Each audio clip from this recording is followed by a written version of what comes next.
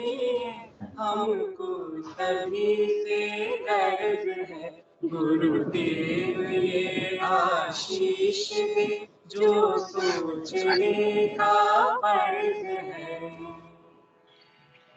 हम हो पुजारी कर्म के, गुरुदेव के आदेश के, सच प्रेम के नित्य के, सधर्म के सत्कर्म के।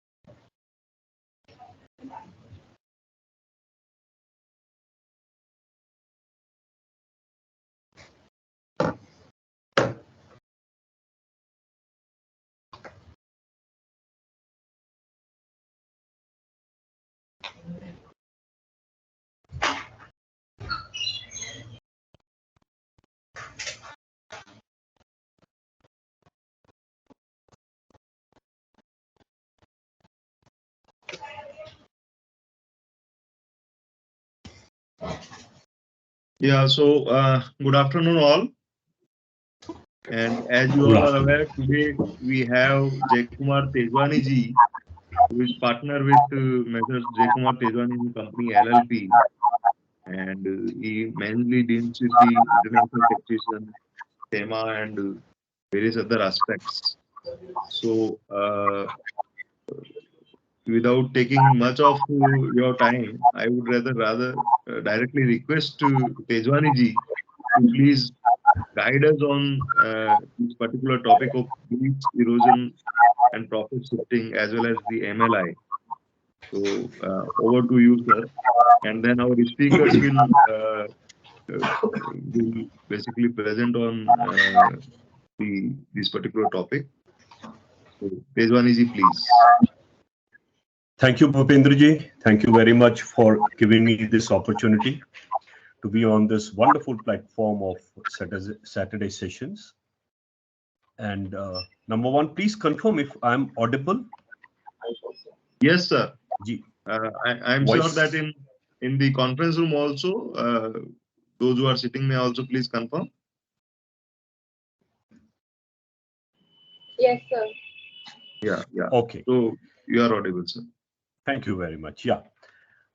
So I have seen the presentation by the speakers. It is wonderful. I must appreciate the efforts which have been put in. So I'll just give a brief synopsis, and then maybe we can go to the speakers for their presentation. So I'll start sharing my file, and please confirm if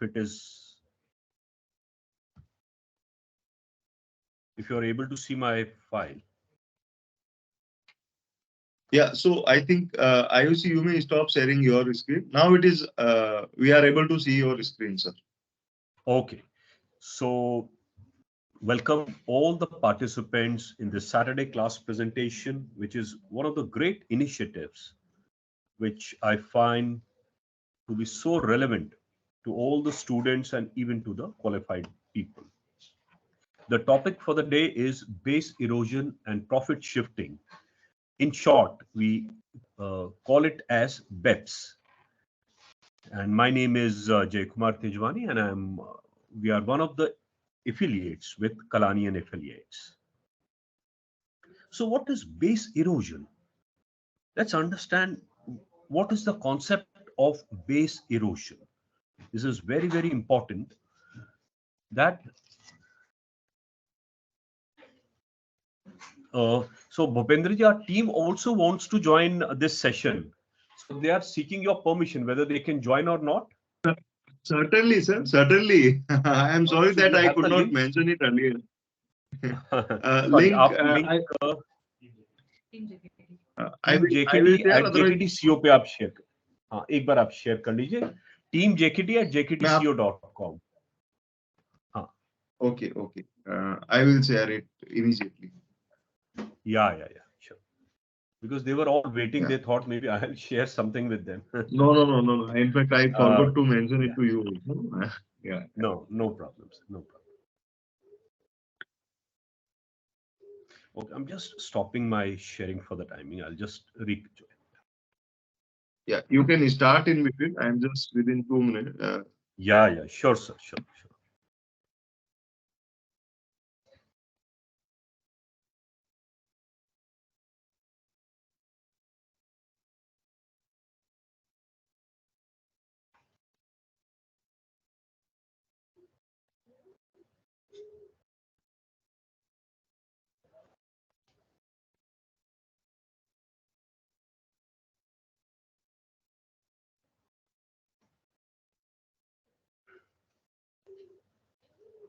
Team JKT. Team JKT at jktco.com. Okay.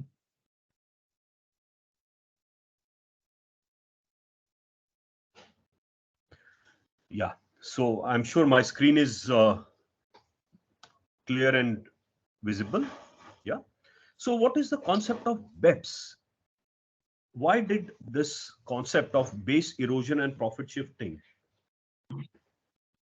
So, just to give you the background, India has, not just India, worldwide, we have 3,000 double taxation avoidance agreements. And the purpose of double taxation avoidance agreement is to ensure that there is no double taxation of any income. But over the years, the way things evolved, the tax evolved, companies became very smarter, and then we, the chartered accountants worldwide, we were even more smarter in advising them on various aspects of ensuring that they are able to minimize their tax. So there was quite a base erosion. Like a lot of companies were setting up their entities in Mauritius, and as by now you must be aware that most of the DTAAs with Mauritius are very, very tax effective, in the sense that most of the income items they get taxed in Mauritius. Their headline tax rate, of course, is 15%, but then they give 80% discount to the foreign companies who are there. So effectively, the income gets taxed only at 3%. So this kind of a concept was leading to base erosion. Similarly, the profits were also getting shifted. For example, countries like UAE, companies were being set up there, and with almost nil taxation, and again with 9% taxation, they are very, very low tax base jurisdiction. So this kind of a practice was evolving, leading to particularly the multinational enterprises to exploit the gaps and mismatches in the tax rules of domestic law, and they were avoiding payment of taxes. And the most important effector, the countries which were getting affected, were the developing countries or the progressive countries. Like India is a progressive country, because the payments which we were making to these entities either were tax exempt or they were getting taxed in a low jurisdiction. So this was leading to quite a tax non-double taxation instead of double taxation, non-double taxation. So OECDs and G20 countries, they had been discussing this kind of a challenge since 2010. And in the period of 2012, BEPS along with G20, they announced that something needs to be done on the base erosion and the profit shifting. And this took them nearly 2 years, between June 12 to almost uh, September of 14. The document was presented, a lot of discussions happened, and in in between, in July of 2013, some action plans, which numbered around 15, they were announced by OECD, and again, a lot of discussions, understanding, meeting the domestic requirements of local jurisdictions. It continued. So by December of 2015, so between 2012 to 2015, these 3 years, OECD was able to come out with Beps 1.0, 15 action plans. And what these action plans are, we are just going to see. So these action plans were in fact, they were drafted in such a manner to avoid the base erosion and profit shifting. So they are basically divided into 15 action plans. The first action plan, as you would all, by reading the scope itself or by reading the title itself, action one was the tax challenges of the digital economy. As we all know, we are all now digital people. I think most of our, not just shopping, even our reading, our research, our getting the material online, in case of, say, computers, your laptops, your garments, books, everything has become digital. And where is that coming from? At times we may not be even aware. So this was action one, the tax challenges of the digital economy. Between these 3 years, it was identified that digital economy is possessing the loss of tax to the countries where they are actually getting utilized. And of course, here both direct and indirect taxes were considered. So this was action one, tax challenges of the digital economy. Our speakers, I have seen the presentation, they are going to present it, in a more detailed manner on this. So as far as India is concerned, on action plan one, considering that India was part of the BEPS, they have announced equalization levy, basically covering the advertising and few other things through the Finance Acts. And the last one was Finance Act of 2020. And also, under Action Plan 1, India also has amended Section 9 and given an explanation to Section 9.1, which is called Significant Economic Presence. Again, a landmark and something kind of amendment which world has recognized. So this is how India is meeting Action 1. I'm just going to be putting a synopsis of it.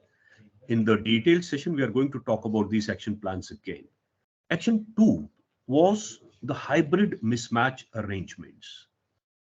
So hybrid mismatch arrangement, like we issue CCPS, community stock plans or options. In India, we treat it as stock, but countries like US, UK, they treat it as debt. So this kind of a hybrid mismatch. In India, if you're paying dividend, it is not a P&L item. Whereas in that country, if they have issued CCPS, it is a debt for them. So again, a model was developed wherein the domestic rules were so amended to neutralize the effect of hybrid mismatch.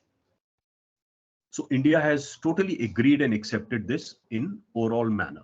So India again has come out with different changes in the equity model and the debt model. Action 3, again, it's a beautiful concept, which is CFC rules or controlled foreign corporation rules. What was happening around was that, so I'll explain it through an example. In an entity set up in UAE, United Arab Emirates, by Indian promoters. They are the key managerial personals. They are doing everything sitting in India, while the business routing is happening through the UAE entity, which means that the UAE does nothing. Everything, including the banking, signing of purchase orders, executing the invoices, is all happening from India. And the only purpose of UAE entity is to have the banking there, the funds are retained there, and no taxation. India, in order to meet, so this is part of the CFC, not the entire one, but the part of the CFC. So India, in order to avoid the challenge which was being faced because of CFC rules, India introduced the concept of place of effective management, which again we are going to talk when the speakers will take up this action plan. So under this action, India has come out with certain rules wherein entities which are established outside India but being controlled from India, they are being brought to taxes in India. So this is what Action 3 was. Action 4. Action 4 was regarding interest deduction and other financial arrangements. This is also referred to as thin capitalization. So here, what was happening, and of course, you will all be able to relate, that the companies which are formed in India, they take a minimum of equity, more of ECB or a loan. The purpose is the interest which is paid on loans, it gets tax deducted, whereas the capital, which may be as minimum as a lakh of rupees, it just gets unaffected. So again, this was leading worldwide to thin capitalization. So India, in order to meet Action 4, introduced Section 94B in the Indian Income Tax Act, which again we are quite aware that up to a limit of 1 CR or 10 million rupees, no impact. But if there is an interest payment to associated enterprise or to the related party in excess of 1 crore, then maximum 30% of our EBITDA is allowed as deduction on account of interest. I think we'll take up an example to make it understand better. So beyond 30%, if there's any amount left out, it can be carried forward over next 8 years. So this is the India plan on Action 4. Action 5 was the harmful tax practices. Again, you could understand from the title itself that a lot of multinational enterprises, they were getting into the harmful tax practices. So the scope of this was to reform the existing framework of the domestic law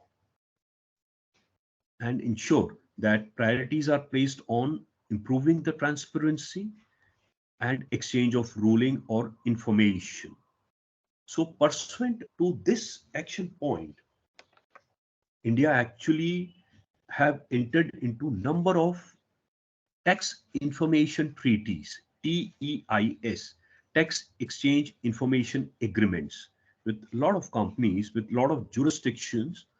And of course, USA also has affected very strongly the FATCA law, wherein if there is any US citizen in India having assets in India but not reported, through FATCA now they're getting that information.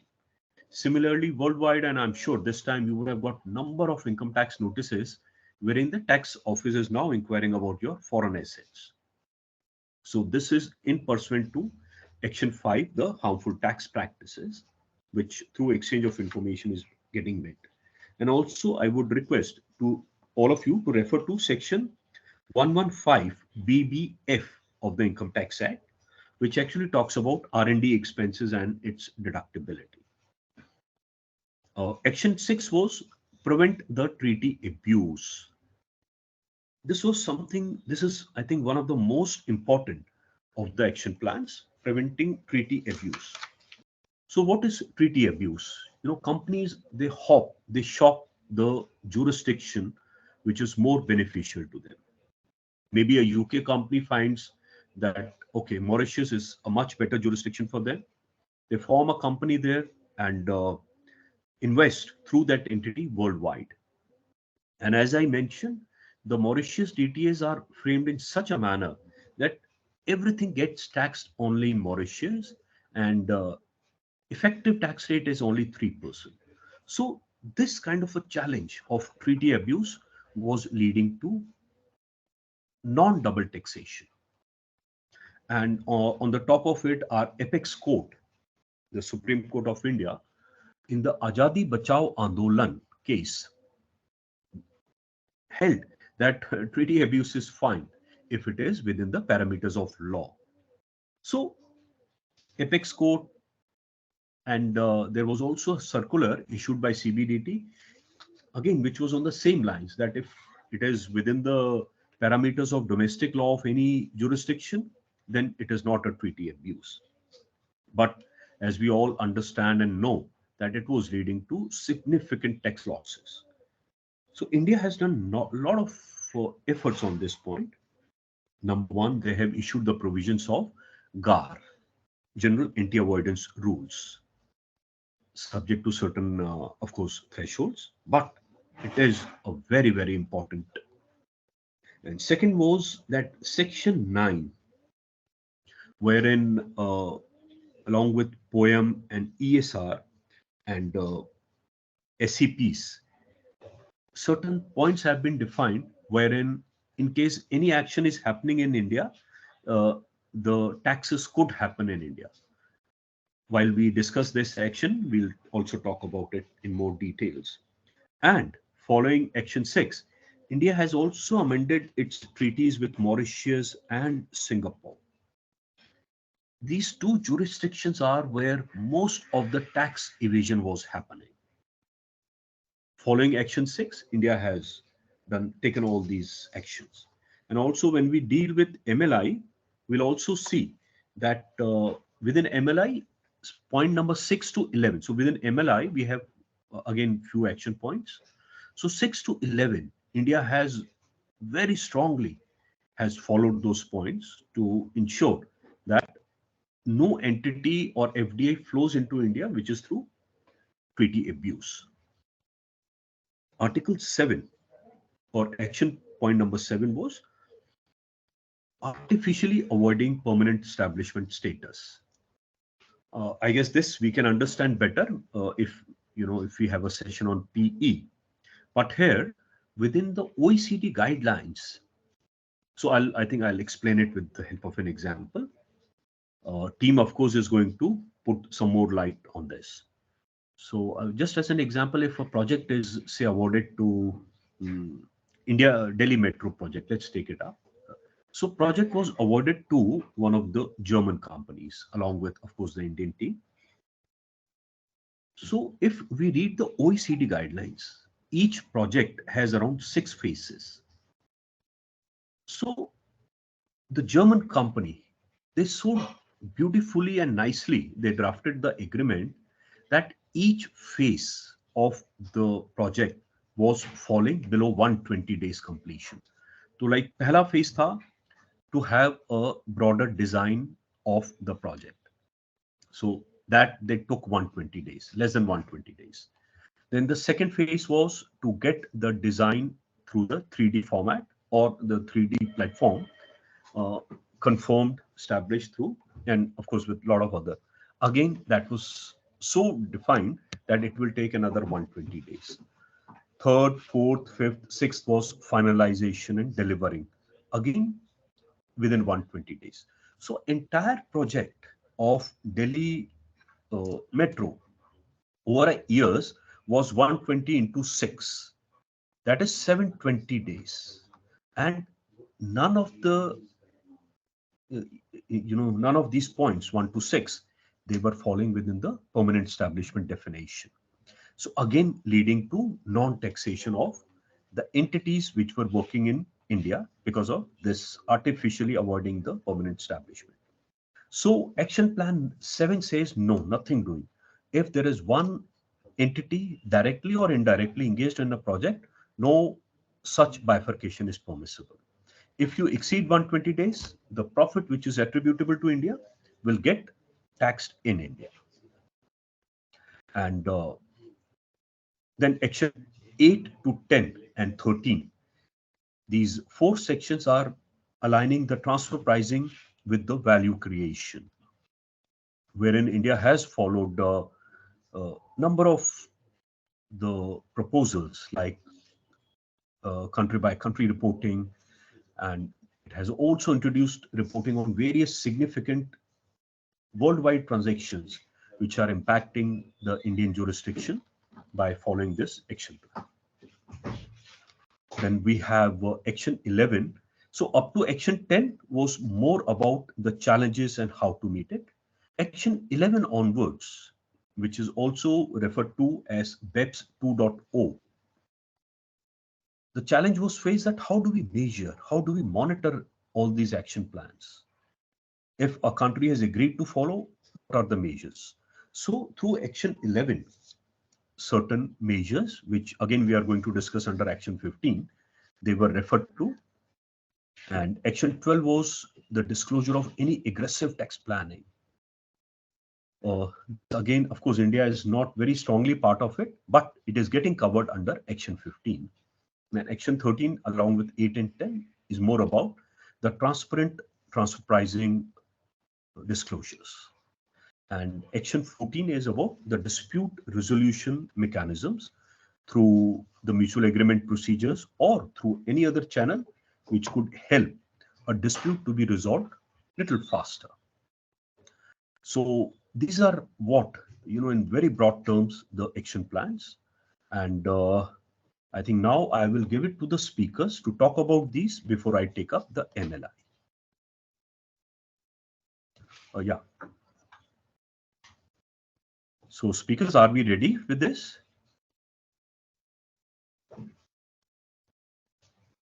Hello?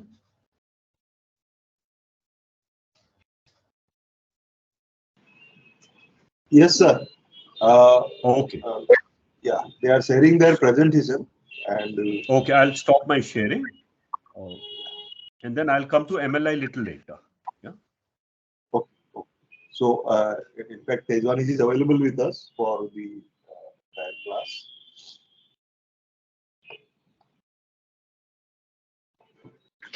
You can introduce yourself first, then.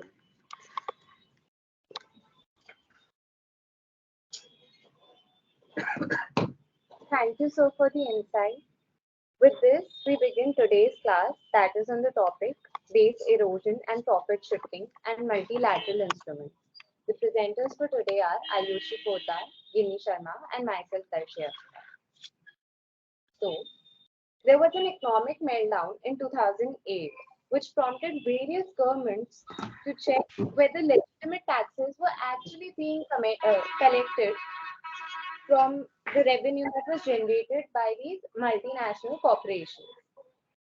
Shockingly, it was discovered that only 1 or 2% of their revenue was actually being taxed.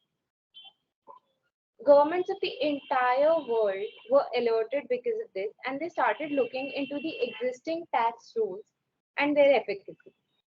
So they found out that the international rules that were actually taxing these MNCs and their revenues were very old.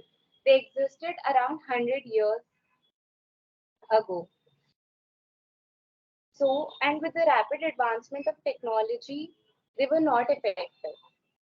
The finance ministers of the G20 nations were of the categorical view that we had to change these systems, and the OECD had the same view. So they initiated a marathon agenda plan to revamp these plans, and India and China were also a part of this plan. India is actually a part of the G20 nations, however, it is not a part of the OECD. And this brings us to what exactly is base erosion and profit shifting. Base erosion and profit shifting refers to tax planning strategies that actually exploit the gaps and mismatches in tax rules of different nations so as to making profits disappear for tax purposes, or they shift profits to different locations where there is little or no real activity of that particular company. However, the taxes are low, resulting in overall little to no overall corporate tax being paid. To have a better understanding of the topic, we first have to understand what are the adverse effects of BEPS. The adverse effects of BEPS. Governments had to cope with less revenue and a higher cost to ensure compliance. What it means is that the cost was higher than the revenue those costs were generated. The second point is in developing countries, there was a lack of revenue, that tax revenue that was being collected. So basically, it resulted in a significant underfunding of public investments that would actually help foster the country's economic growth. Those funds were actually collected at a much lesser quantity than they actually had to be. BEPS also undermines the integrity of the tax system as reporting of low corporate taxes is considered to be unfair. What was happening was tax laws permitted the business to reduce their tax burdens, so the corporates were being taxed at a lower rate. Now the government had to fill that gap which has been created in their tax revenue. That gap was actually being filled by individual taxpayers. So they had to bear a greater share of the burden. The fourth part is enterprises that operate only in domestic markets, like family owned businesses or new innovative business, had difficulty in competing with these MNCs because the MNCs were able to shift their profits to across borders to avoid or reduce tax. Fair competition was harmed by the distortions induced by BEPS. All of these adverse effects led to a need for international collaborations between countries because the profits were being shared across borders. This was basically happening. We have an illustration to clarify what the adverse effects of BEPS are. So,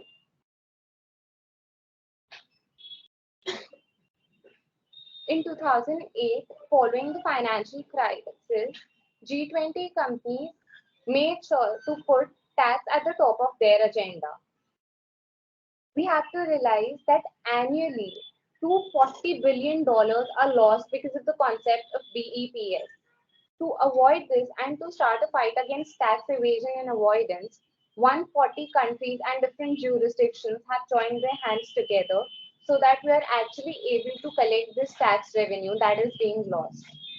Today, we have 15 action plans to ensure that tax is being collected properly. So,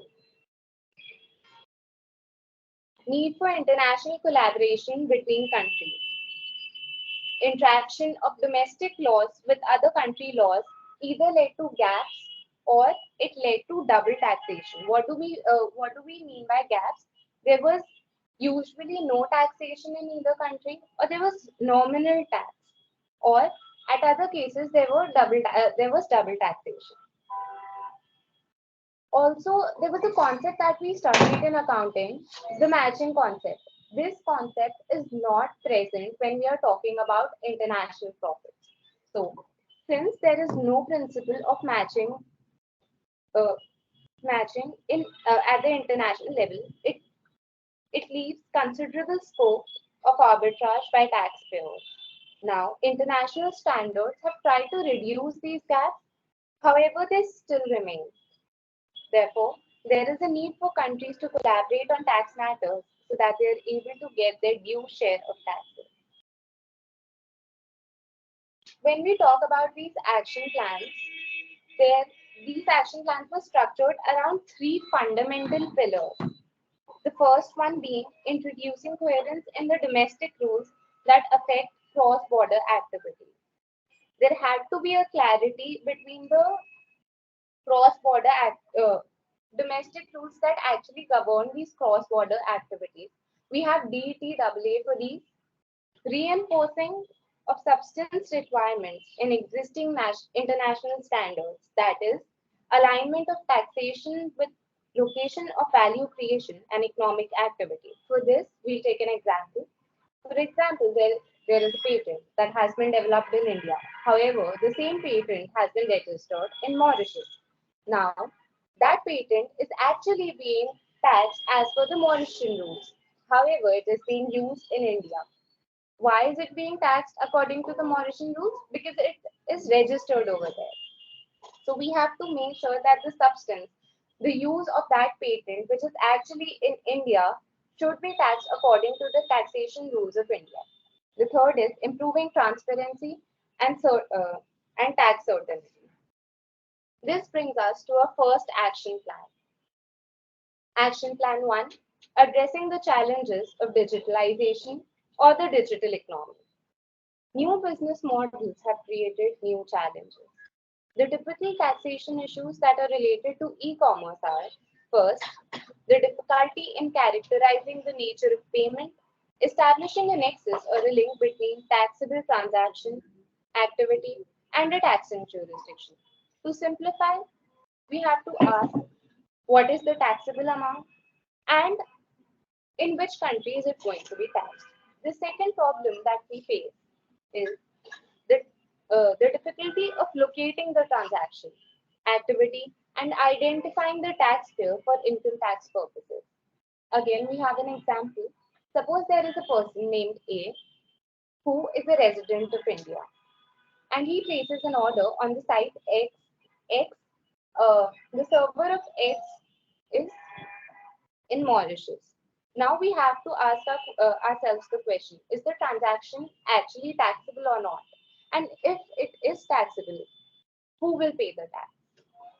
To solve these problems, OECD came up with certain recommendations. The digital business challenges physical presence-based permanent establishment rules. If PE rules are to remain effective in the new economy, the fundamental PE components developed for the old economy, that is, place of business, location, permanency, must be revised according to the digital reality of today as well. So, the OECD recommended four things to us. First, modifying existing PE rule to provide whether an enterprise engaged in fully dematerialized digital activity would constitute a PE if it maintains significant digital presence in another country's economy. What we are trying to say here is the PE, there are certain companies like Facebook who are wholly digitalized. They do not have a fixed permanent establishment. Where are they going to be taxed? So, OECD recommended that if we take out the component of fully digitalization, would those companies still have an economic significance in our country? If that is the case, then we should tax them in the region they have established an economic significant presence. The second point is a virtual fixed place of business PE when the enterprise maintains a website on a server of another enterprise located in a jurisdiction and carries on business through that website. So basically, we are going to tax those the transactions where the server is located of that particular website. Third is imposition of a final withholding tax on certain payments for digital goods or services provided by a foreign e-commerce provider. That is levying of TDS on digital payments to foreign countries. The fourth one is imposition of equalization levy. Equalization on consideration for certain digital transactions received by a non-resident from a resident or a non-resident having PE in the other country.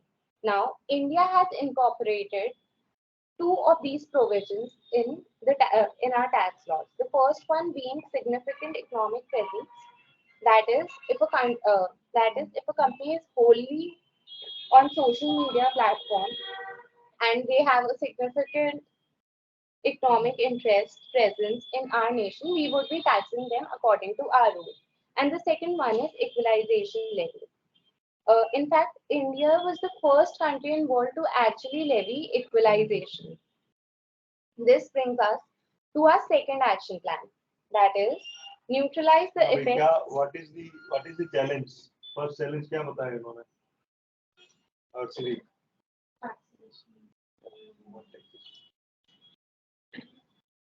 इसलिए तो उनका business अगर पूरा digitalise है हाँ तो वो उसका एक्चुअली जो रेवेन्यू है उसके टैक्स इस कंट्रोल तो जो भी इन्होंने एग्जांपल्स दिए Facebook का Facebook। example दिया, तो अब वो उसकी इनकम कहाँ टैक्स होगी, चैलेंज है या नहीं है ना? वो पता नहीं उसका सर्वर कहाँ है, सर्विसेज कौन सी कंट्री में दे रहा है, कौन उसके ऐप डाउनलोड कर रहे हैं, तो ऐप डाउनलोड करने वाले कौन है, कहाँ पर है।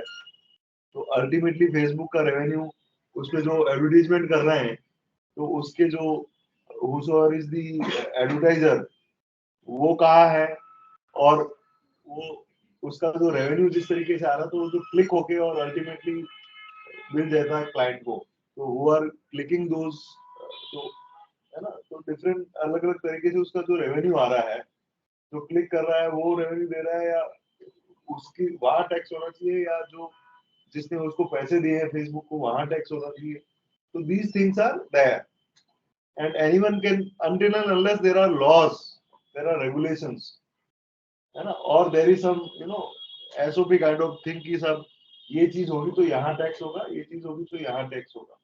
If these things are not there, तो क्या ये कंपनीज क्या करेगी? These companies will always try to mislead the department कि साहब आपके यहाँ तो हम कुछ टैक्स ले ही नहीं रहे, हमें देने की जरूरत ही नहीं है। तो वो जो भी कंट्री उनको बोलेगा तो सबको बोलेंगे कि साहब आपको देने की जरूरत नहीं है, हम तो वहां दे रहे हैं, या हम ऐसा कर रहे हैं। सो that is why these 140 countries has come। इस तरीके की बहुत सारी जो भी इश्यूज आते हैं रिलेटेड टू द टैक्सेशन से चैलेंजेस आते हैं, तो उनको इन कंट्रीज ने आइडेंटिफाई किया है और ये कहा है कि इनको धीरे धीरे हम इस तरीके से करें कि every country and there government should be benefited by proper tax collections. तो ये एक डीईपीएस का मेजर एजेंडा है जो कि इन्होंने दिया है, और इसमें वन ऑफ दिस चैलेंजेस जो तेजवानी जी ने एक्सप्लेन किया, इन्होंने भी एक्सप्लेन किया, that is related digital transaction. और जैसा तेजवानी जी ने बताया कि सब बीइंग इंडिया, यहाँ पे तो अब सब कुछ ही डिजिटल हो रहा है। आप लोगों के पास कैश रहता है क्या? होता ही नहीं है। 100-500 रुपए कैश होता है, इसके अलावा तो everything you are making payment through UPI. So ऐसे केस में अब किस तरीके से ट्रांजेक्शन्स का टैक्सेशन हो, ये सब इसमें डिस्कस किया। और सारे, जैसे इन्होंने बताया कि equalisation levy India is the first country जो इसमें आया है, तो एक कहीं ना कहीं इस बैप्स के थ्रू ही उनके प्लान में ही प्लान को एग्जीक्यूट करने का ये तरीका है कि कैसे हम उसको इंडिया के अंदर टैक्स करें। तो जो भी आपके बाहर पेमेंट हो रहे हैं, तो उसमें फिर इन्होंने in that they have come out with this concept of equalization levy. I think 4-5 years back they must have come. 2016, around 7 years back they have come. 19 finance act के अंदर का सेक्शन है, अलग से इनकम टैक्स एडेड नहीं है। Yes. So now you can continue on the second action plan. So the second action plan is neutralize the effects of hybrid mismatch arrangement. What actually is Hello. Hello. Yes, who is speaking?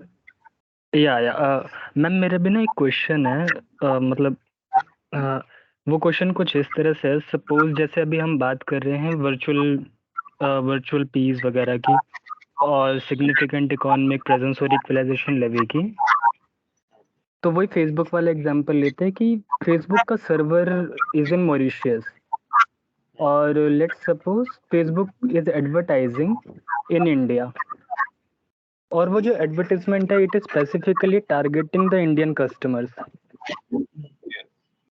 तो as पर section 911 जो कि business presence की बात करता है, उस हिसाब से मान लेते हैं कि उसका परमानेंट एस्टेब्लिशमेंट या फिर significance economic presence in India establish हो जाता है।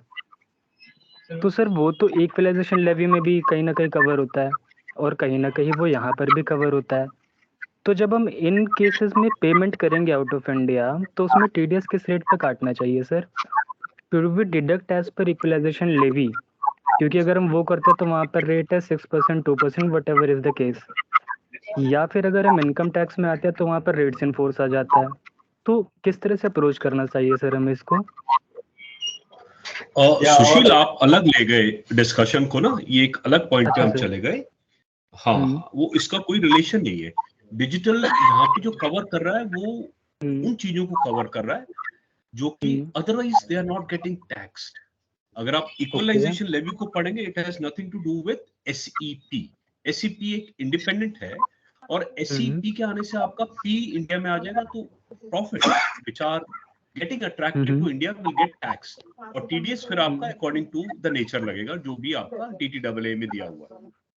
तो they are two different aspects, है ना। तो उस हिसाब से हमें इसको देखना है, नहीं तो इट गेट्स कंफ्यूज्ड, है ना। तो सर मतलब एक बार अगर यहाँ कवर हो गया तो फिर हमें वहां जाने की नीड नहीं है कायदे से? नहीं, ऐसा नहीं, वो दो अलग अलग प्रोविजंस है। इक्वलाइजेशन लेवी अगर आप एडवर्टाइज कर रहे हैं, है ना, और वो ऑनलाइन डिजिटल एडवर्टाइजमेंट है, कहाँ जी पे सर। एडवर्टाइज कर रहे हैं? इस तरह के इंटरनेशनल फोरम्स पे, इंटरनेशनल प्लेटफॉर्म्स पे, जहाँ पे अदरवाइज आप टैक्स नहीं कलेक्ट कर सकते। एससीपी को थोड़ी देर के लिए अब हम हटा देते हैं, है ना। ओके अभी भी सर। क्या हो रहा था, फेसबुक पे हम एडवर्टाइज कर रहे हैं, ट्विटर पे जी आ रहा जी है, जी। यूट्यूब पे आ रहा है, वो कहीं टैक्स नहीं हो रहा था। तो एक्शन 1 इज इंश्योरिंग कि डिजिटल अगर कुछ भी हो रहा है तो there is a fair share of the country which is putting in the ad. तो ये है उसका पर्पस, है ना। एससीपी को अभी हम थोड़ा नीचे कवर करेंगे जब हम एक्शन प्लान 15 पे आएंगे। तो अभी आई थिंक लेट्स अच्छा अच्छा कंसोलिडेट अच्छा, ठीक है आवरसेल्व्स सर, विद, ठीक है। हाँ जी, हाँ, okay. Okay sir, okay, perfect.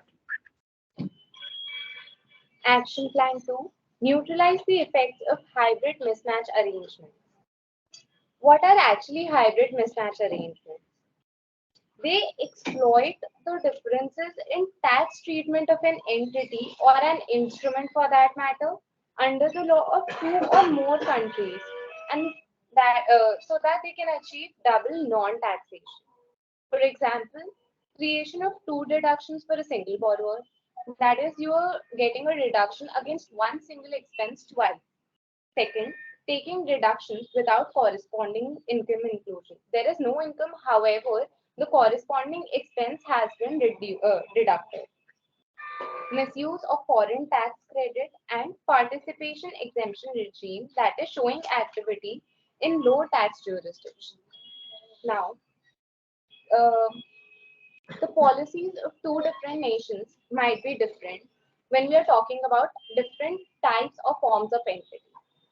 For example, in India, we consider entities to be opaque. However, in another nation, they might be considered transparent. Now, what is a transparent entity and what is an opaque entity?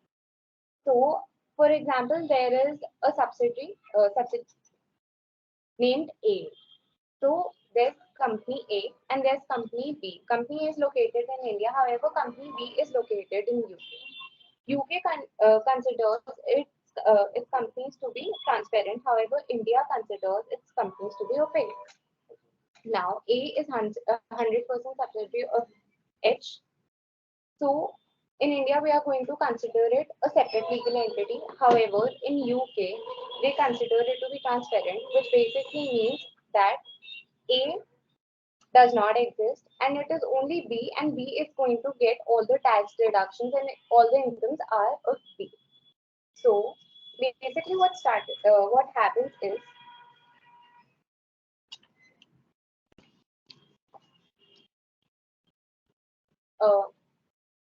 UK believes that ultimately all the expenses are deductible in the hands of company B. Now, when we make the P&L of company A in India, we'll take deduction of, say for example, we have an interest of 1 crore rupees. That is a deducible expense. As per the Indian laws, we are going to take deduction of that 1 crore. However, when we are making P&L of company B in UK, they are again going to deduct that 1 crore because they consider that only the holding company is a company. So we are getting two deductions against one single expense. Now, the OECD recommended that we change the domestic laws and make rules to neutralize this effect. So, basically, that interest should be the companies should be either considered opaque in both the nations or they should be considered transparent in both the nations. The second thing is a rule denying an exemption or credit for foreign underlying tax for dividends that are deductible by the payer. That is, sometimes different countries consider different instruments to be of different types. That is, it might be equity instrument in one country and debt instrument in another country. So, in the country in which it is a debt instrument, basically the again interest is going to be deducted, and in the country in which it is an equity instrument, there might be a situation where the dividend is being exempted. So again, just because we consider one single instrument to be two different types, we are getting double deduction. Now, so again, the OECD recommended a change in tax treaty to deal with this dual resident companies, transparent entities, and hybrid entities. With this, we come to the end of Action Plan 2, and now I would like Vinny to take over the presentation. Thank you.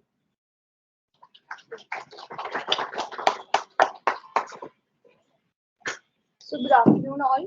Darshi already introduced you about the topic BEPS, and sir also told us that there were many problems arising due to which जो tax जहाँ पे बनना चाहिए था actually वहाँ पे नई government उसको कलेक्ट कर पा रही थी बिकॉज बेसिकली जो मल्टीनेशनल कंपनीज हैं जो जिनके सब्सिडीज ज्यादा हैं वो तो अपने जो टैक्स बर्डन है वो अपनी सब्सिडीज पे शिफ्ट कर देती थी जो टैक्स हेवन कंट्रीज में है, बल्कि और जो अपनी जो इंडिविजुअल कंपनीज है जिनकी कोई सब्सिडीज वगैरह नहीं है बेसिकली सारा टैक्स वही पे कर रहे थे. तो ये जो प्रॉब्लम्स अराइज हुई थी इसकी वजह से OECD मीटअप हुई G20 कंट्रीज में and they define some action plans. जो action plans define as that what were the basically the problems and they also recommended some measures. So now I am going to start with action plan number 3, designing effective control foreign company rules. So start करने से पहले इसको I would like to give you an example. For suppose like there is a company in India which is called ABC Limited. और वो company, for example, ABC Limited is a company which is providing CA final DT classes. So CA final DT classes is providing DT classes across all the countries. Singapore, India, Dubai. Okay. So now all the income which is arising from the sale of online classes is going to be taxable in India only because it's providing in all the classes from India. Either it means Singapore, to India or Dubai. Now to control their tax or to मतलब उनको ऐसा है कि tax कम पे करना पड़े India में, तो what they have done that they have created a shell company in Dubai. Because सबको पता है कि दुबई एक टैक्स हेवन कंट्री है तो उसमें कम रेट ऑफ टैक्स लगेगा. तो इन लोगों ने क्या किया, जो एबीसी लिमिटेड इंडिया कंपनी है, they created a share company in Dubai and they took 70% of equity holding. और जो वो पहले इनकम जनरेट कर रहे थे सिंगापुर, इंडिया, दुबई से इंडिया में ही होके अब उन्होंने वो इनकम क्या करी, शिफ्ट करी टू दुबई ताकि उनको कम टैक्स पे करना पड़े. और जो इंडिया में सिर्फ वो जो इनकम इंडिया में जो सेल कर रहे हैं अपनी डीटी क्लासेस वो सिर्फ इंडिया में सेल कर रहे हैं, और जो सिंगापुर दुबई को जो पहले सेल कर रहे थे अब वो दुबई की कंपनी के थ्रू सेल कर रहे हैं ताकि जो इनकम आए वो सारी टैक्सेबल हो जाए दुबई में, उनको दुबई में कम टैक्स पे करना पड़े. तो this is already explain in slide. CFC are corporate entities incorporated in tax haven countries. In this example, it's XYZ Limited Dubai and controlled directly or indirectly by resident of higher tax jurisdiction, which is India. So example, ABC Limited is an Indian company set up a subsidiary in Dubai, XYZ Dubai Limited. In this case, XYZ Dubai Limited is treated as CFC. Normally, CFC earns passive income and accumulates such income in a tax haven countries. Such income is taxable in parent state only if CFC distribute dividend. Now, अगर एक तरीके से हम देखें तो CFC की जो income है वो टैक्सेबल कब होगी इंडिया में, तब वो डिविडेंड डिस्ट्रीब्यूट करेगी. बट वो डिविडेंड डिस्ट्रीब्यूट एक्चुअली करेगी ही नहीं कभी, क्योंकि उसको तो कम टैक्स पे करना है उधर. So now recommendation what were given that to curb these practices, many countries came out with CFC regulations. As per CFC rules, earned by CFC is deemed to be an income of parent entity and taxable in parent state. तो इस सबको curve करने के लिए यानी कि इस सबको सही करने के लिए इन्होंने क्या रिकमेंड किया कि जो भी इनकम दुबई की कंपनी से आ रही है वो सारी जो है क्लब कर दी जाए इंडियन कंपनी में, ताकि जितना भी टैक्स बन रहा है दुबई में वो सारा इंडिया में ही टैक्सेबल हो जाए. अब इंडिया ने बेसिकली डायरेक्टली तो इस चीज को अडॉप्ट नहीं किया, but indirectly what India did was that it introduce the concept of poem. Poem means place of effective management. So place of effective management के through what they have done that if majority of the decisions of a foreign company are taken by Indian company, so then all the income which is rising the foreign company will be taxable in India only. So then India is not updated directly but has implemented it to the concept of POEM, in which foreign company will become resident in India only if its major decisions are taken by Indian company. So now action plan number 4. Limiting base erosion involving interest deductions and other financial payments. So can anybody of you can tell me what do you understand by this line, limiting base erosion involving interest deduction and other financial payments? मतलब इस line को समझ के क्या समझ में आता है कि किस तरीके से कंपनी अपना टैक्स बचा सकती है? Anyone? भैया इंटरेस्ट के जो डिडक्शन है वो 2 जगह पे क्लेम हो रहे हैं या फिर जितना क्लेम होना चाहिए उससे ज्यादा कुछ क्लेम हो रहा है. It's basically what Bhaiya told that normally international group taking loan or debt in high tax jurisdictions. मतलब क्या होता है कि जो कंपनीज होती हैं, जो इनकी सब्सिडीज और होल्डिंग कंपनीज होती हैं, what they basically do that they collect loan or debt from that country. अब जो लोन और डेट जहां से ले रही है वो जिस कंट्री से ले रही है उस कंट्री में टैक्स बहुत कम लगता है, तो they will take loan from that country and they will claim interest which they are paying to their own company only. The interest is a deductible expense, so they will claim deduction in India, and basically their profits will be lower and they have to pay less tax. So normally international group taking loan.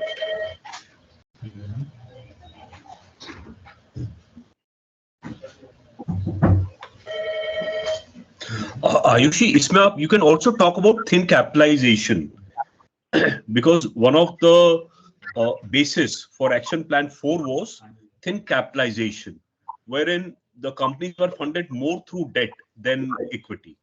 So this is one of the important points limiting the interest deductions. Yes, sir. It's the main point. I think it's also called thin capitalization because company is not getting their money through equity, because in equity they will not get any expense as the deduction, but in debt they will get interest as the deductible expense. So basically, unka main target is that to reduce the tax.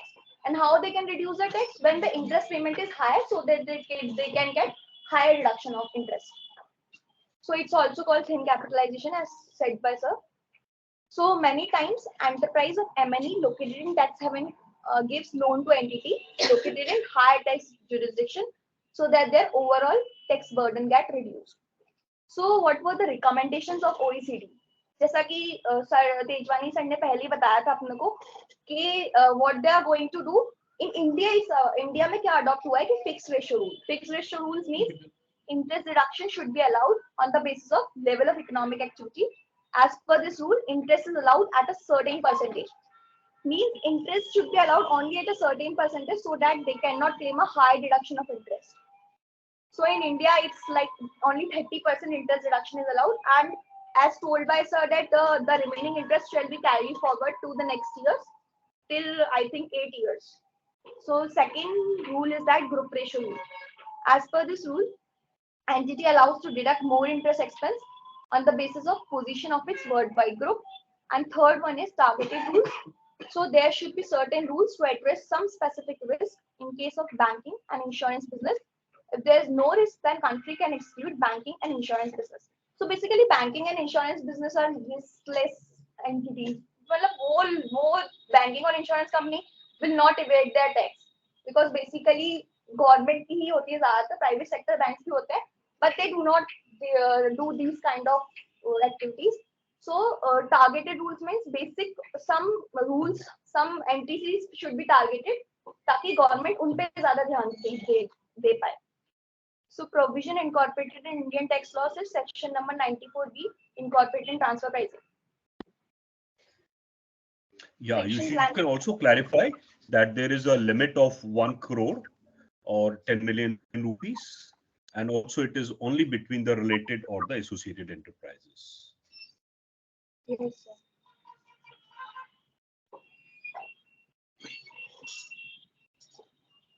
Action plan number 5, countering harmful tax practices more effectively, taking into account transparency and substance. So basically, before starting this slide, I want to give you an example that many countries, what they do in many countries, in intellectual property like royalty and all intellectual properties are developed in one country and are registered in another tax haven country, so that जो भी patent registered हो, जितना भी उनको royalty आए उस patent से, वो वहां पे टैक्स कलेक्ट कर पाए. और वो वहां पे टैक्स कलेक्ट करती है तो वहां पे टैक्स हेवन कंट्री है तो उनको कम ही टैक्स पे करना पड़ेगा. So for example, COVID vaccine research was made in USA, but it was registered in a tax haven country. Why? Tax कम पे करना पड़े इसलिए. So what they basically do, that patent is registered in a tax haven country, and every country using that royalty will pay to tax haven country. So normally every country charges tax royalty on intellectual property at a lower rate. So MNEs normally develop IP in high tax jurisdiction, but registered at IP in tax haven or low tax jurisdiction. OECD recommended that low tax rate benefit should be available only if IP is developed in that country. जब OECD ने recommend ये किया कि IP जिस country में develop हुई है basically वहीं पे टैक्स देना चाहिए, ना कि उस कंट्री में रजिस्टर करा दो जहाँ पे टैक्स हेवन कंट्री है. उसके बाद जो इंडियन लॉज में जो प्रोविजन इनकॉर्पोरेट हुए हैं, that's like section 115 BVF introduced, जो सर ने ऑलरेडी बताया था, where royalty income on patent taxable at the rate 10% when patent develop in India. So what basically India did was that if development of only 75% or more expenses made in India, then that country will pay tax to India at the rate 10%.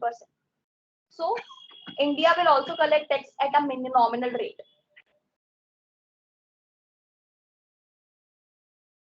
Now action plan number 6, preventing. These provisions are there regarding. Come to the back side. Okay, the 115 BBF, these provisions are Incorporated in India also. Yeah. So basically, when they are saying that development only when 75% or more expense is made in India. तो अभी आपको ये सब चीजें फिर even in audits, suppose कहीं पे कोई intangible asset इस तरीके का आ रहा है, so then you need to consider and see whether how much expenditure have been incurred by the company for the purpose of development of such IPs. तो simple ये नहीं कि उन्होंने जो बता दिया वैसा टैक्स कर दिया. How these rules have been complied with. So you have to establish that. They have to establish that the expenditure incurred are less than 75%. Yes. Now action plan number 6, preventing the granting of treaty benefits in inappropriate circumstances. So what is treaty? Treaty is basically an agreement which is signed between two different countries. So इसकी need कहाँ से आई? Basically, there are two sources from which India can collect tax: resident rule and source rule. From two sources, our country can collect tax. So what was happening that, for example, you are earning an income in Dubai, and you are earning an income in Dubai, and you are a resident of Dubai. You are a resident of India. You are a resident of India, and you are earning income from Dubai. So you will pay tax in Dubai also because you are getting that income from Dubai, and you will tax pay in India also because you are a resident in India. So double taxation would be implemented on you. So this is not a right right practice going on. So what different countries did, they came together in an OECD meeting and they decided to form an agreement For like example, in our example, in case like there was a treaty signed between India and Dubai that the income which you were earning from Dubai would be taxable only in Dubai, but India will charge only a nominal 1 or 2% tax rate, so that you can claim lesser. You have to pay lesser taxes. Either you have to pay double taxes. Now, though, you have to pay only the taxes in Dubai. So it was like a treaty. So this is a concept of treaty. So treaty का benefit कैसे ले रही थी countries? For example, treaty was made in India and Mauritius that any income from capital gain arising in India will not be chargeable in Mauritius. So what other countries did? For example, in country UK, a person incorporated a shell company in Mauritius. So because in Mauritius there was no tax on capital gain arising in India, so it incorporated shell company in Mauritius, and then UK company invested in Mauritius and then invested in India to get the tax benefit only. And then after getting the tax benefit, he withdraw all their investment. The person in UK withdraw all their investment from Mauritius. So basically, he took the advantage of treaty between India and Mauritius indirectly. So treaty shopping means taking the benefit of any treaty by any person which is not meant for that person. In this example, the treaty was not meant for UK, but it took the advantage. And suppose as per India-Mauritius Treaty, if any person resident of Mauritius earning capital gain on shares of Indian company shall not be taxable in India.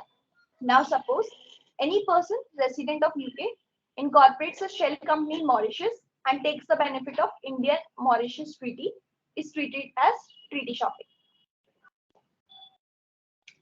So what were the recommendation of OECD? Now first one, that clear statement in preamble of treaty that such treaty is for avoidance of double taxation and not for creating opportunities for non-taxation through treaty shopping. The first one was recommended that we have to clearly state in preamble that this treaty is only meant for India and Mauritius. No other third country will take their benefits. Now, second recommendation was that LOB, rules, limitation of benefit. It means that rules based on objective criteria such as legal nature, ownership, general activities, etc. As per India-Mauritius Treaty, resident of Mauritius shall be liable to pay tax on India on at the rate 50% of Indian tax rate, but this benefit is not available to Mauritius residents, shell companies whose operational expenses is less than 7 lakh. Now, what's the logic behind this line is that only when the operational expenses are more than 7 lakh, it means the shell company which was incorporated here in Mauritius, if its operational activities are operational expenses are more than 7 lakh, then it is a genuine company. They claiming such expenses in that country. So only if operational expenses are more than 7 lakh, then they will get the benefit. So it will ensure the government that it's a genuine company. Third, PPT rules, general anti-abuse rules on the basis of principal purpose of transaction. Yeah, Ayushi हम इसमें ये भी बता सकते हैं LOB में in particular that when we read DTAA or the treaty, the LOB clauses are explained in the notes or the protocols which form part of the DTAA. So Mauritius, this figure of 700,000 was not there earlier. It was through the amendment which we are going to talk when we discuss action plan number 15. This amount was brought in. So tax havens and otherwise can only be guessed through the notes. Like Singapore, there is a limit. Again, in countries like Netherlands, we have a limit. So LOB clause will only get clear when we read the rules. So why this is 50%? Mauritius, as we are all aware, it is just 3% that was liable for taxation. So through GAR and through MLI, action plan number 15, the treaty was amended, wherein now, if you are a shell company, everything is taxable in India. Okay, but for 3 years, the benefit was given that, okay, the tax rate would be 50%. So this is how the LOB rule in Mauritius is impacted. Yeah, you can continue. Yes, what basically sir told that we have to examine the notes that are given, because एक general overview लेने से we will not get an idea that what are the what are the measures that were taken by government. Like this 7 lakh is implemented now only by amendment, so we have to basically refer to those notes also. Now action plan number 7, preventing the artificial avoidance of PE status. So permanent establishment status. So most of the countries get their tax through PE status only. So the most important concept in international taxation is PE, permanent establishment.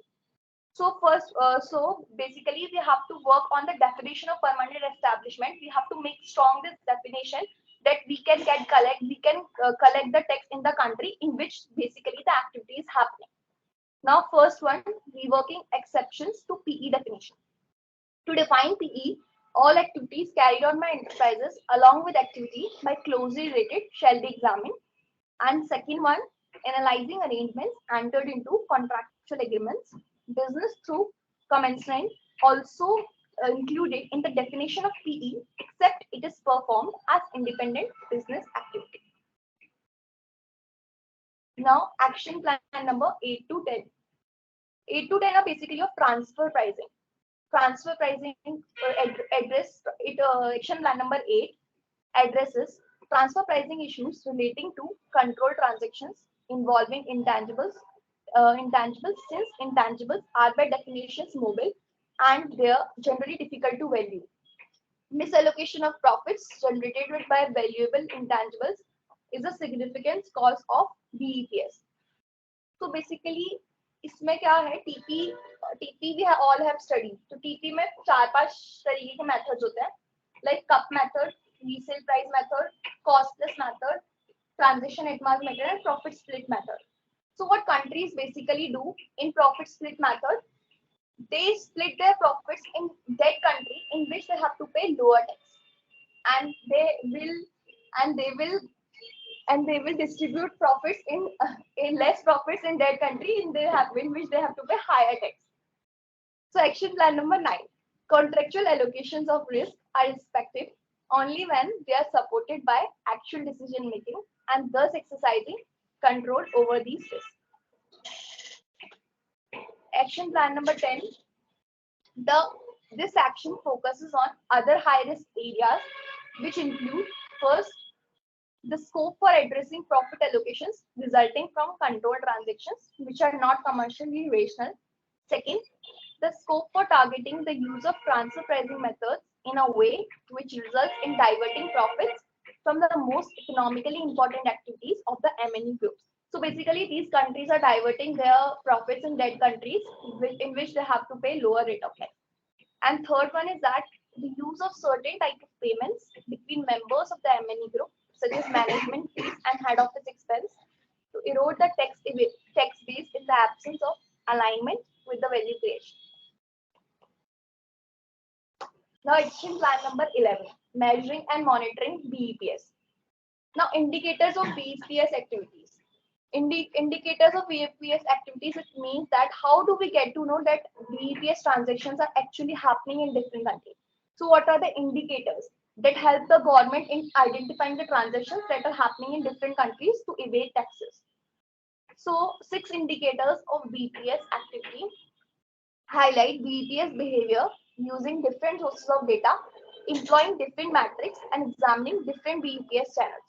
So there are 6 indicators which basically tells that the BEPS transactions are happening across different countries and how they can recommend their measures to evade such tax. So now first point is that the profit rates of MNE affiliates located in lower tax rate countries are higher than their group's average worldwide profit rate. It means that, for example, there is a country who has different subsidiaries in different countries. So now basically the overall profit of that country, overall average worldwide profit of that country is higher, means there's a country who is distributing profits in different countries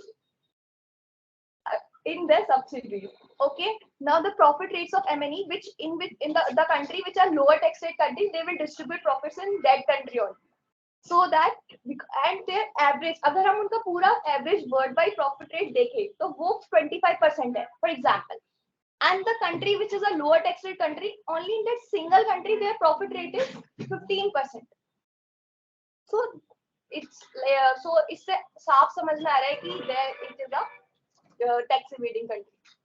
So the profit rates of M&E affiliates located in lower tax countries are higher than their group average worldwide profit rate.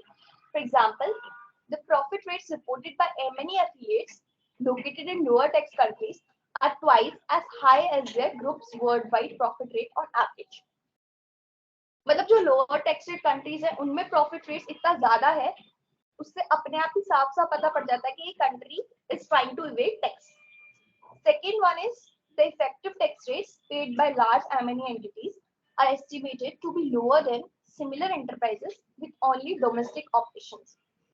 This tilts the playing field against local businesses and non-tax aggressive M&Es, although some of this may be due to M&E's greater utilization of available country tax preferences.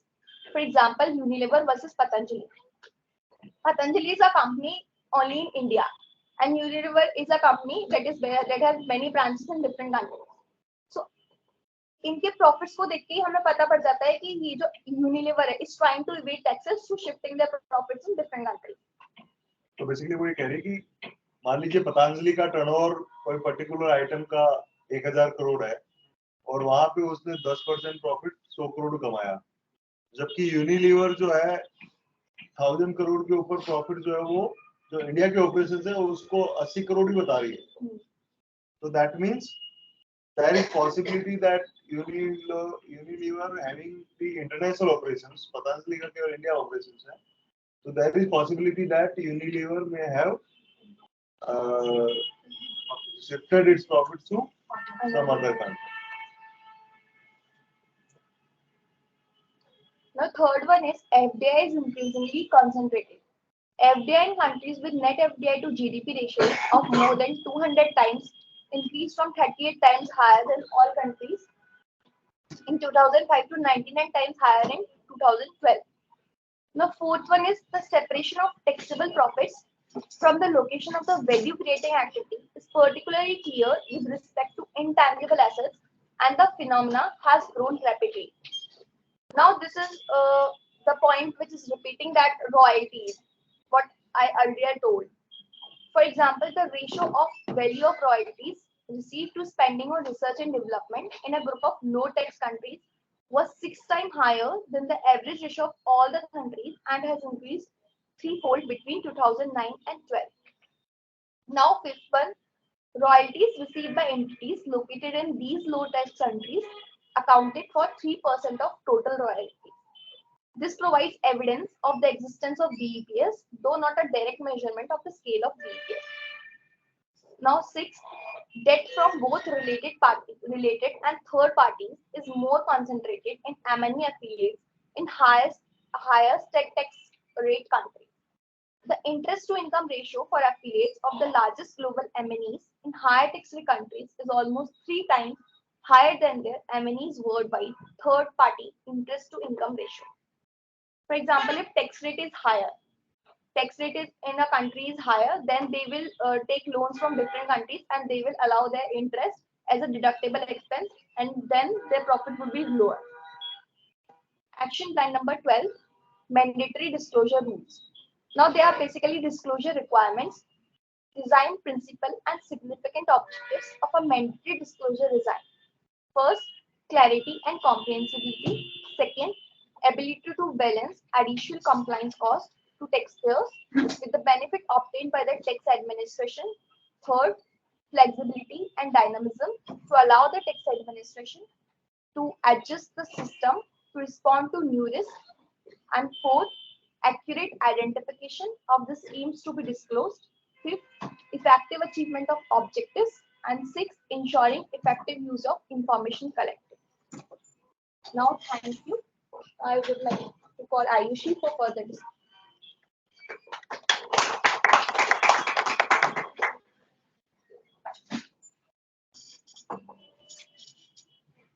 So thank you, Ginny and Darshi, for presenting so well the presentation.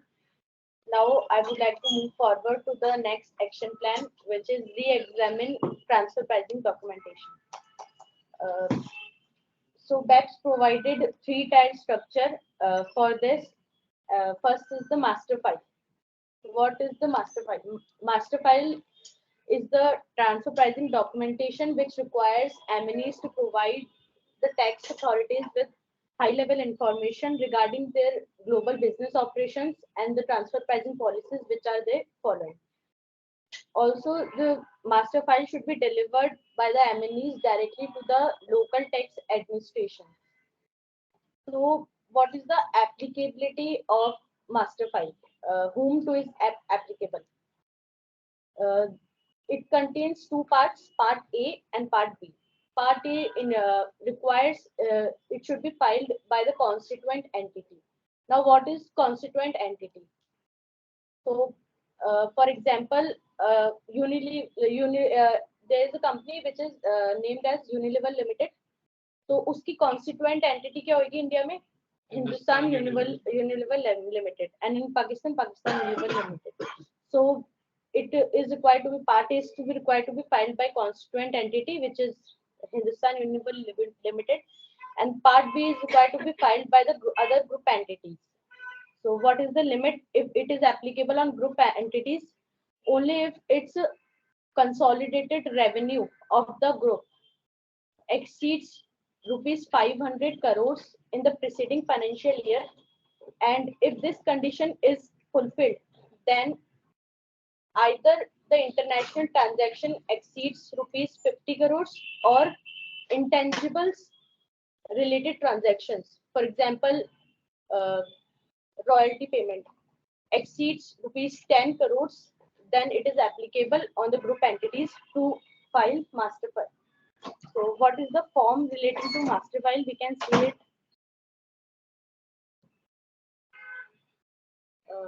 It is form 3CE AA, which includes part A, which is required to be filed by the constituent entity, and part B, which is required to be filed by the group entity. What is the due date of filing master file? It should be filed within 3 months. Like it is to be filed on or before the due date of filing the return of income. I would like to ask you, what is the due date of filing return of income under transfer pricing? 30th. So it should be filed on or before 30th November in case of master file. Now moving forward to local file. What is local file? It requires maintaining of transactional information specific to each country in detail, which should cover related party transactions and the amounts involved in those transactions. In addition, it should also include comparability analysis and analysis of the selection of the most appropriate transfer pricing method. It also requires to be directly conveyed to the local tax administration. So there is no actually limit defined on local file. It depends on the legislation of each country. They decide itself. So there are no limits and thresholds for preparing and filing the local file. It varies from country to country. So it is very crucial to have an understanding of the legal legislation of that particular country to file the local file. Next is country by country reporting. What is country by country reporting? It provides information relating to the global allocation of MNE's income, which is multinational enterprises income, taxes paid by them, and the location of economic activity within the MNE group. So CBC provides an annual report regarding the economic indicators, which are the amount of revenue, profit before tax, and the income tax paid by them, accrued, etc. CBC reports are required to be filed in the jurisdiction of tax residence of the ultimate parent entity. So in this case, Unilever Limited, the country in which the Unilever Limited is incorporated, in that country, the CBC report is required to be filed, and it can subsequently be remitted to the other countries. Means the group entities can assess the CBC for further their reference. Applicability of country by country reporting is that it will be applicable if the consolidated revenue of the group exceeds rupees 6,400 crores in the preceding financial year. So the due date of filing of country by country reporting is within Of that 12 entire months. group or the group in India You said and globally? the entire consolidated revenue of the group should be more than 6,400 crores. The due date of filing of CBC report is within 12 months from the following reporting year. For example, reporting year is financial year 2020-21. So within 12 months, यानी कि 31st March 2022 तक हमें CBC report file करनी पड़ेगी, and the form in correspondence with CBC reporting is Form 3C-AD.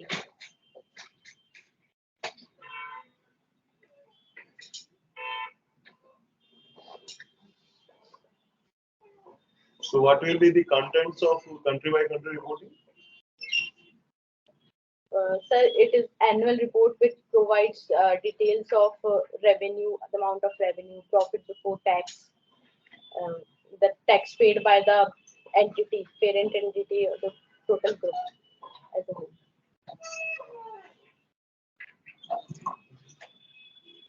Moving forward to action plan 14, making dispute resolution more effective. तो जब DTAA आया या फिर जब बैप सेक्शन इंसर्ट हुए, इम्प्लीमेंट हुए, तो there were risk of uncertainty and unintended double taxation. तो कंट्रीज दो टैक्स ट्रीटी पार्टनर्स के बीच में डिस्प्यूट्स होने लगे कि हम लोग ज्यादा रेट से टैक्स पे नहीं करेंगे, या फिर और भी बहुत सारे प्रोविजंस थे जिससे रिलेटेड डिस्प्यूट होने लगे. So to resolve that disputes, they issued tax treaties and CTAs.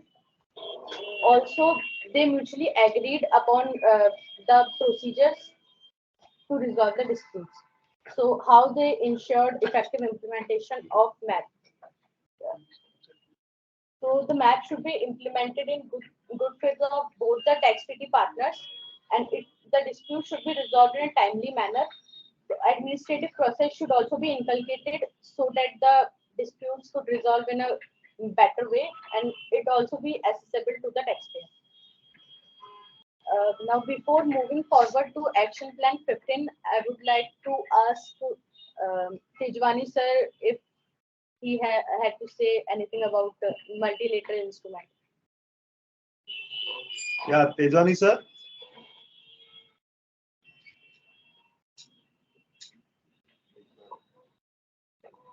बहुत अच्छी आप लोगों ने प्रेजेंटेशन दी है. So I'm just going to sum up action plan number 1 to 14 before I get on to action plan number 15. Yeah, very nicely done. Yeah. So what you just discussed was action plan starting from 1 to 14.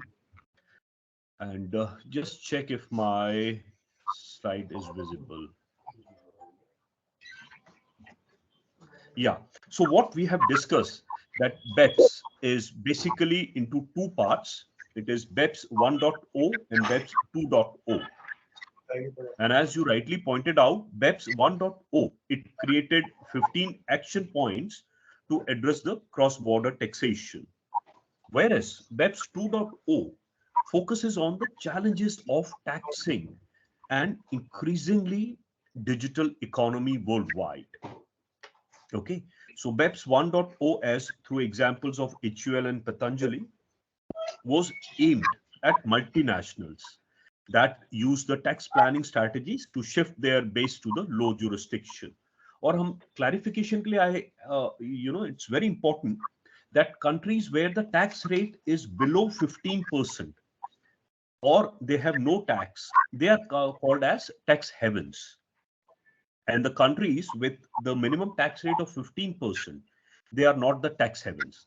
So like in India also, we have a minimum tax rate of 15%. The purpose was not to make it a tax haven. I think OECD countries all have to actually have the minimum rate of 15%. Oh yeah, that is where the tax heaven is defined. तो अगर कोई country का 15% से कम है तो उसको tax haven कहा जाएगा, और 15% या उससे ऊपर है तो जैसे सिंगापुर हैज 17%, मॉरिशस का 15% है, इंडिया हैज 15%। तो ये है। और जैसे अभी हमने डिस्कस किया, BEPS 2.0 is second pillar, and it relocates the taxing right or a fair right of share to each and every jurisdiction।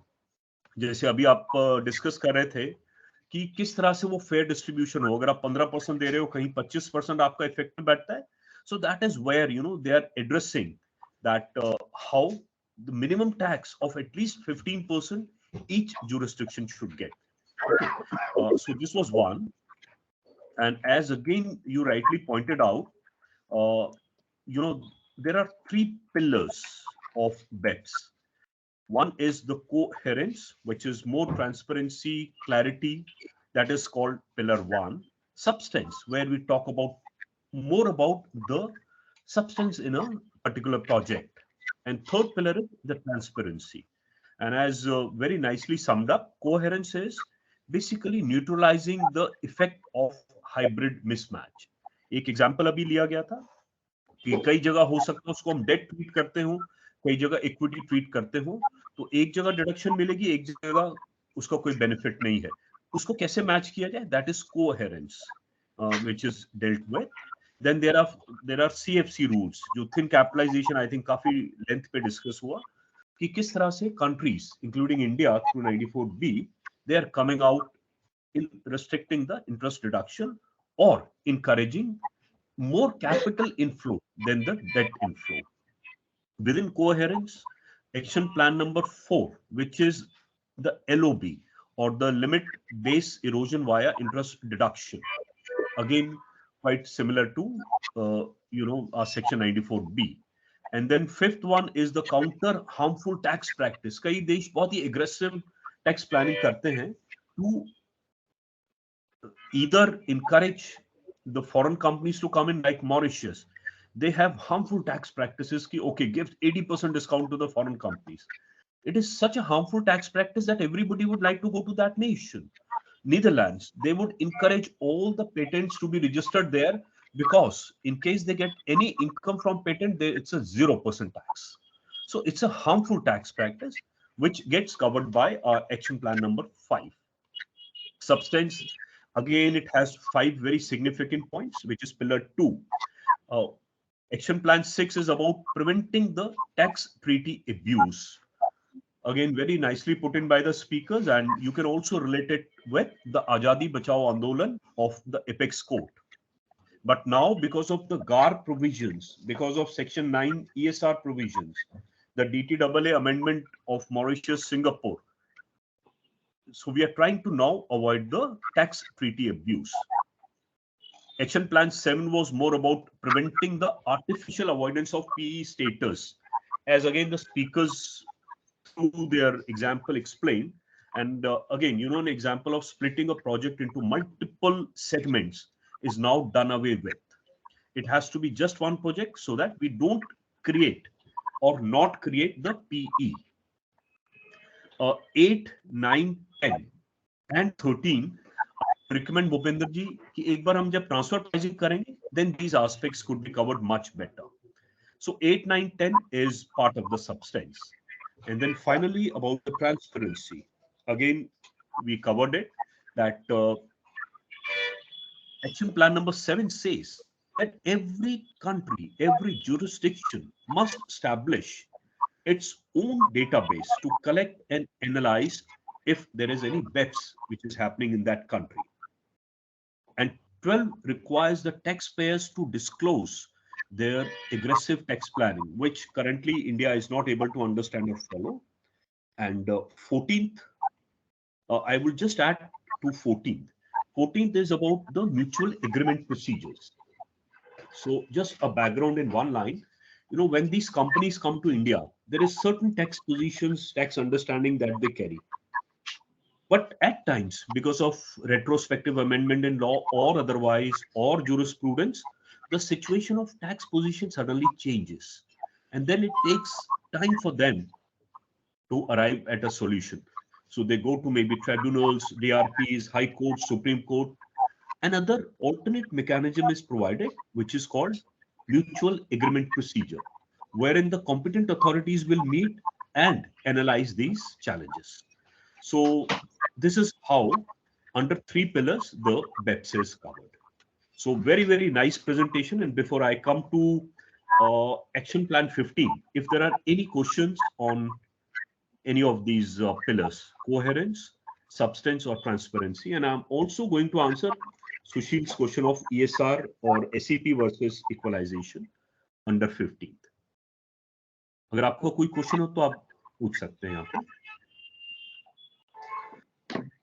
और अभी हमारे पास टाइम काफी दिख रहा है मुझे, तो एक क्वेश्चन है आप सबसे कि हमारा जो इंडिया है, इंडिया के कितने एम्बेसीज या कितने ट्रेड ऑफिसेस हैं वर्ल्ड वाइड, कितने देशों में हैं हम लोग present? Any guess? Which offices? Trade offices. हमारे हाई कमीशनर्स, हमारे एम्बेसीज, हमारे ट्रेड ऑफिसेस कितने कंट्रीज में है? ये जो हम पढ़ रहे हैं इसका पर्पस क्या हुआ? Where are we going to utilize it? And how should we be utilizing it? Any guess from the students, the participants? 120 के आसपास। 120 190 वाले वैसे ज्यादा क्लोजर है। It is 186. ना, and don't forget it is 186. और हम क्या करने वाले हैं अब इसको सुन के या समझ के? You know, when we are reading transfer pricing, when we are reading international tax, BEPS, in 186 के trade offices को ढूंढो Google पे, and believe me, India has very, very strong presence in all these 186 trade offices or jurisdictions. और हम क्या करते हैं? Like we at JKT & Company, what do we do? We just put an email to them that, sir, what are the opportunities at your place? How can we as service provider be of help to you? At least you get some answer that, okay, oh yeah, we have some opportunities for them, for people like you.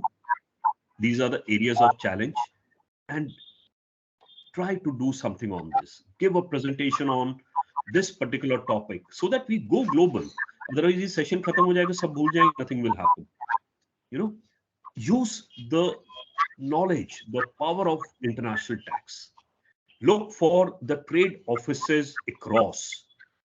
और ये बांट लो सब में कि हमें email लिखना ही लिखना है कि we at Kalani and affiliates, we specialize in audit, we are good at due diligence, we can do this and that, and then see what replies do we get. We have around 186 articles with us, so each one can have one.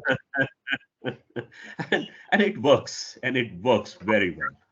Yes. चलिए अब हम आते हैं 15 पे. Why are we keeping it, you know, so lively for एक minute पहले मैं सब बंद कर लूं. Okay.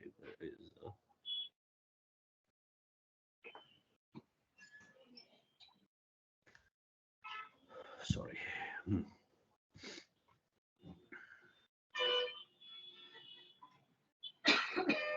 I have to reopen my this thing. एक minute, just give me a minute. और मैं ये भी सजेस्ट करूंगा for all the participants, you know, who have interest in international tax.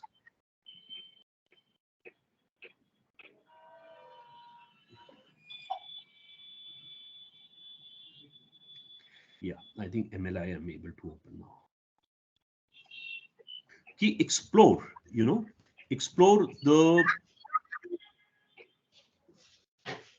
and this is for all of you, huh? Everybody else knows about it. Explore the various chambers, not the Chamber of Commerce or Business. I'm talking about MSME chambers, startup chambers, international chambers, which are there in India, maybe at different locations. And try to get in touch with them. And believe me, they answer. You know, they will answer your questions. And don't worry that you are not in taxation. Whatever field you are in, they could be of great, great help. Okay. So is my slide visible? Multilateral instruments? Yes. ठीक है. तो अब ये क्या है? ये 14 हमने पढ़ लिया. अब इसका फायदा क्या होगा? आपने कहा डिजिटल इकोनॉमी है, टैक्स कर दो, इक्वलाइजेशन लेवी लगा दी, कईयों ने कहा हार्मफुल टैक्स प्रैक्टिसेस को खत्म करो, ट्रीटी का नहीं करो. वो कैसे होगा? Who is going to monitor it?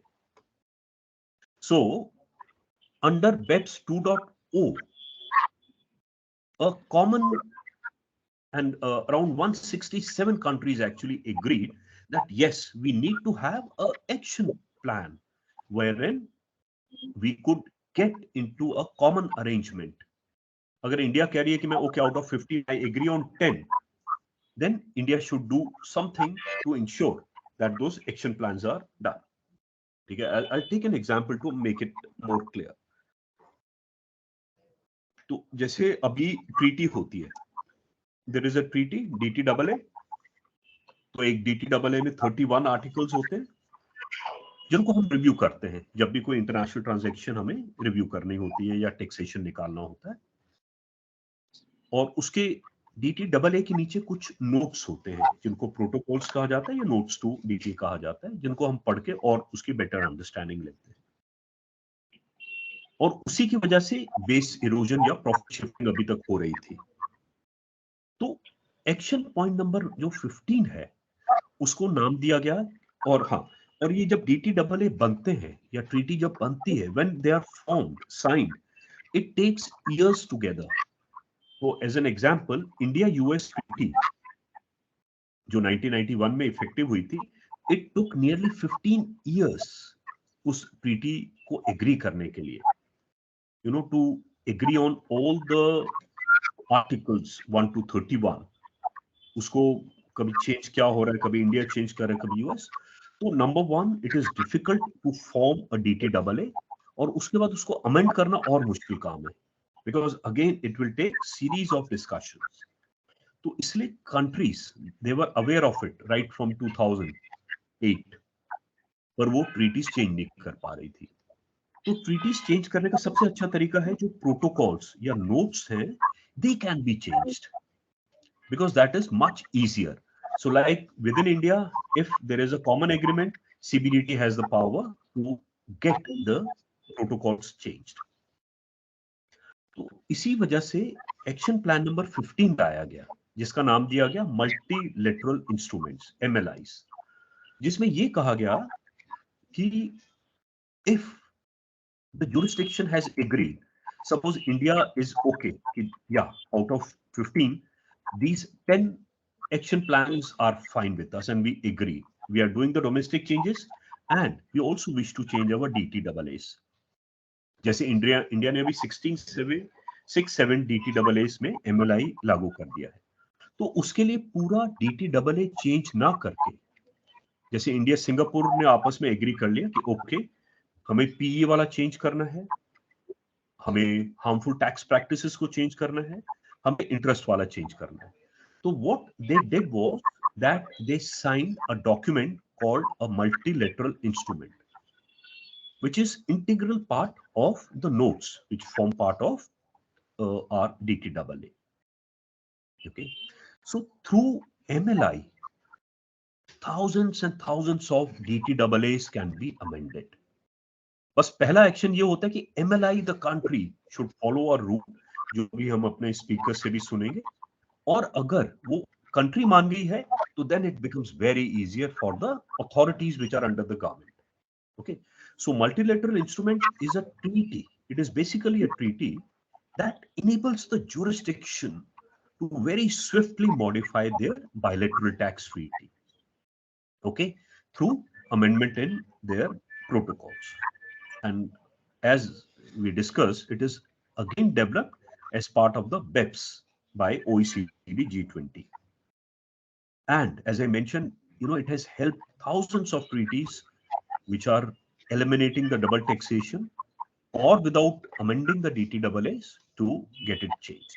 Okay, timelines I am not covering. This is getting covered elsewhere or by the speakers actually. Again, I am avoiding this. DT इसके बाद बनता क्या है? चलो हमने एग्री कर लिया और एक प्रोटोकॉल भी आ गया। उस प्रोटोकॉल को सिंथेसाइज्ड टेक्स्ट कहा जाता है। Okay, so if India has a DTAA with Singapore, और अगर आपको सिंगापुर का DTAA पढ़ना है और इंडिया ने MLI साइन कर रखा है, तो एक सिंथेसाइज्ड टेक्स्ट भी एक होगा उसका, जो सब कुछ ऑनलाइन अवेलेबल है, वो भी अब आपको सामने रख के पढ़ना पड़ेगा. Okay, so MLI leads to synthesized text of the action plans which have been agreed.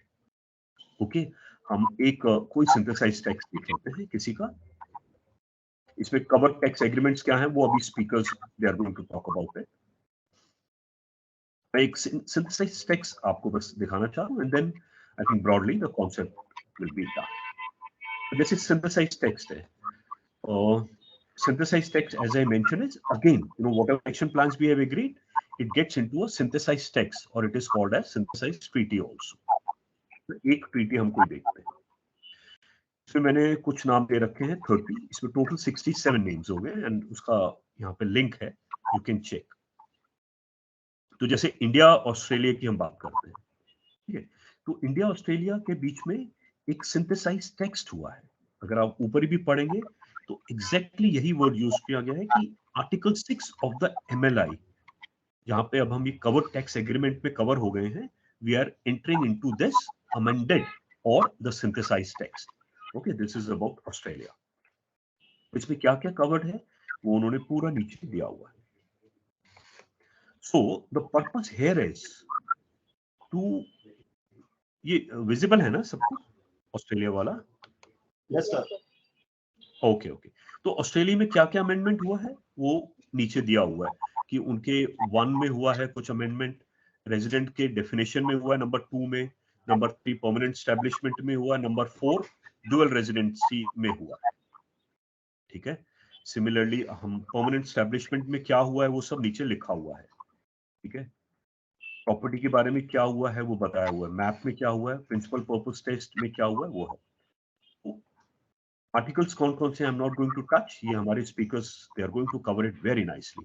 तो शॉर्ट में हम ये कह रहे हैं कि कोई भी, अगर हम एक्शन प्लान्स पे the jurisdictions they agree, they don't change the DTAA, they enter into a synthesized text which form part of the protocols, and they bring in all the changes which are given under action plan 1 to 14 through the synthesized text.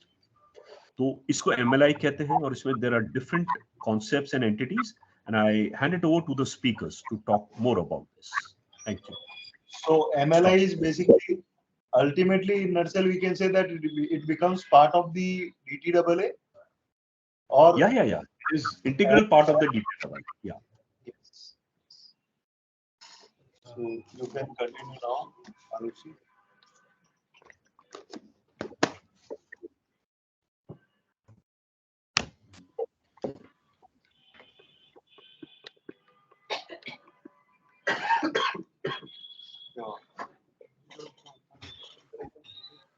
Now moving ahead, action plan number 15, developing a multilateral instrument. So what is multilateral instrument and what is the need for multilateral instrument? So multilateral instrument is a flexible instrument which will modify all the tax treaties according to jurisdictions' policy preferences with respect to the implementation of tax treaty related Beps measures. So what was the need for MLI? Why was MLI needed?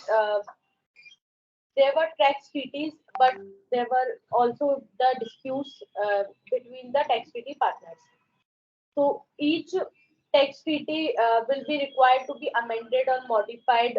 So it was not practically possible for the countries to amend all the tax treaties, as there were over 3,000 tax treaties worldwide in force. So it was not practically possible, as it will take over a decade to amend all the tax treaties. So to amend all the tax treaties in one go, they implemented MLI. So what was the basic motto for MLI? One negotiation, one signature, and one ratification. Also, the amending bilateral tax treaties involves cumbersome legal process, as each country have their own constitutional or other legal mechanisms.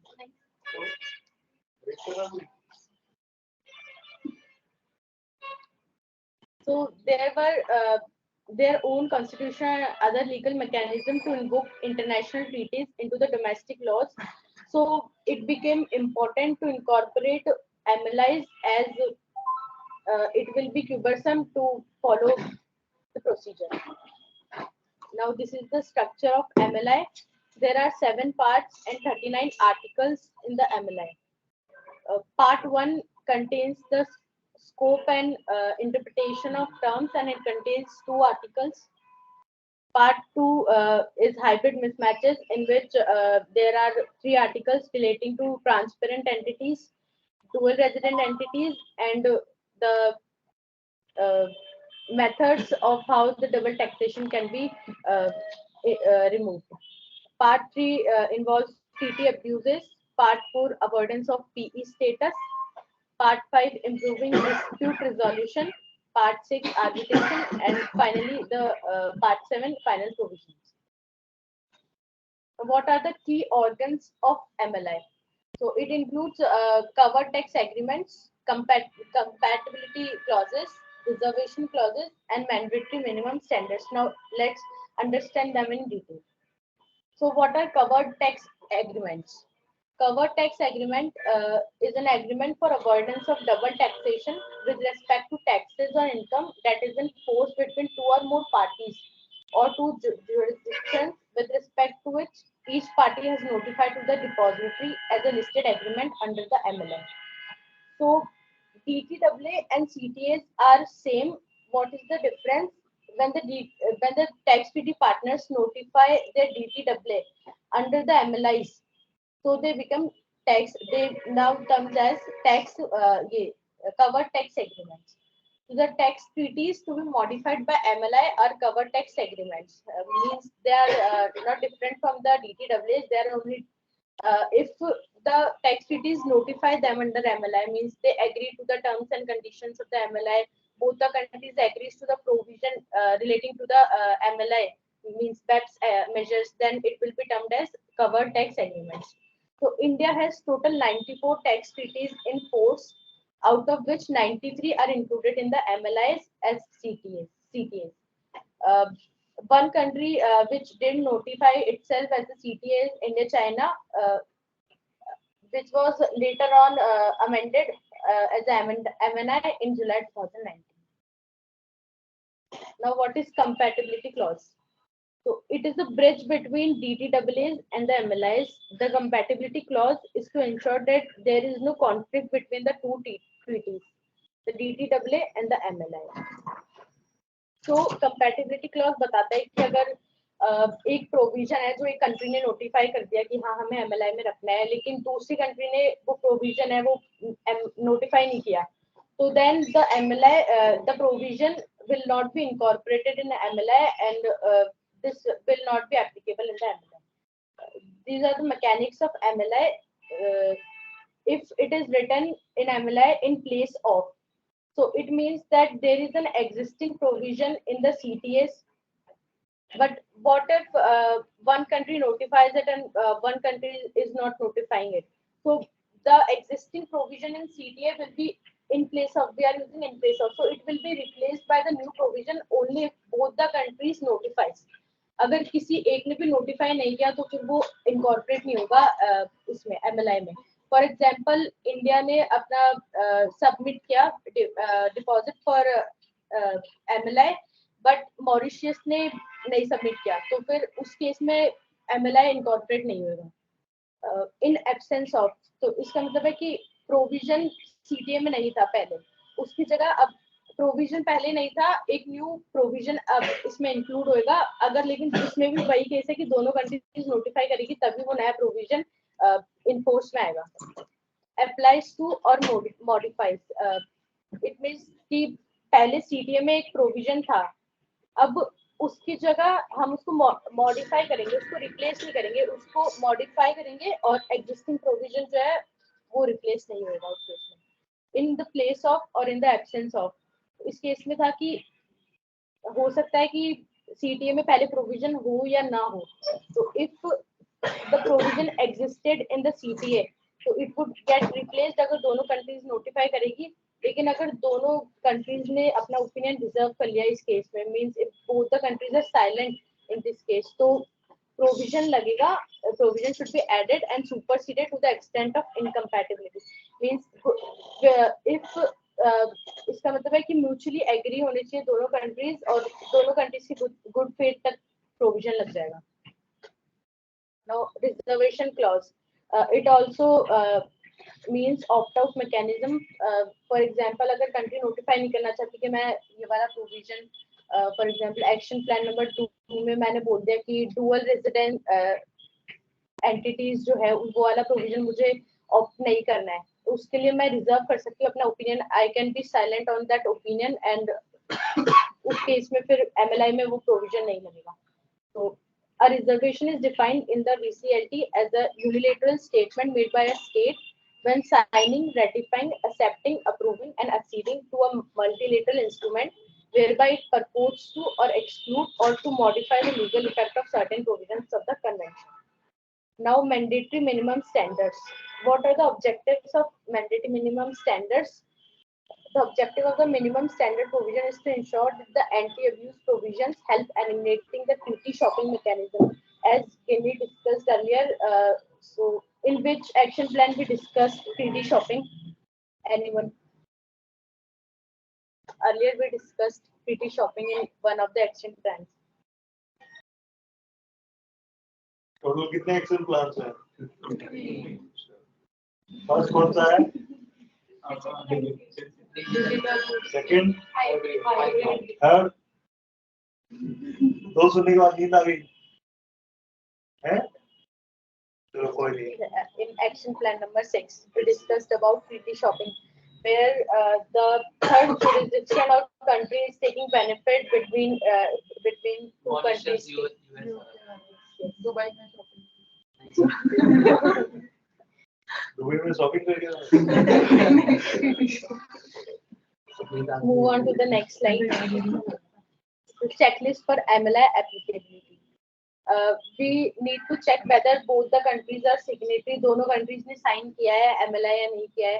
अगर दोनों countries ने sign नहीं किया है तो फिर वो enforce नहीं आएगा। Whether the two countries notified treaty with each other, दोनों ने agree किया है upon provision कि वो क्या कहते हैं, दोनों ही मान लिए कि वो प्रोविजन सही है, तब तो वो इन्फोर्स में आएगा, नहीं तो नहीं आएगा। Whether the countries have opted in for some same provisions, means दोनों ने सेम तरीके से इंटरप्रेट किया है प्रोविजन को, दोनों का कहने का मतलब सेम होना चाहिए। और चेक वेदर किसी ने रिजर्व तो नहीं किया कोई। Some other points.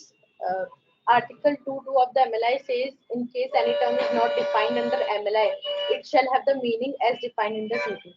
मतलब if MLI में meaning defined नहीं है, तो they should refer to the treaty.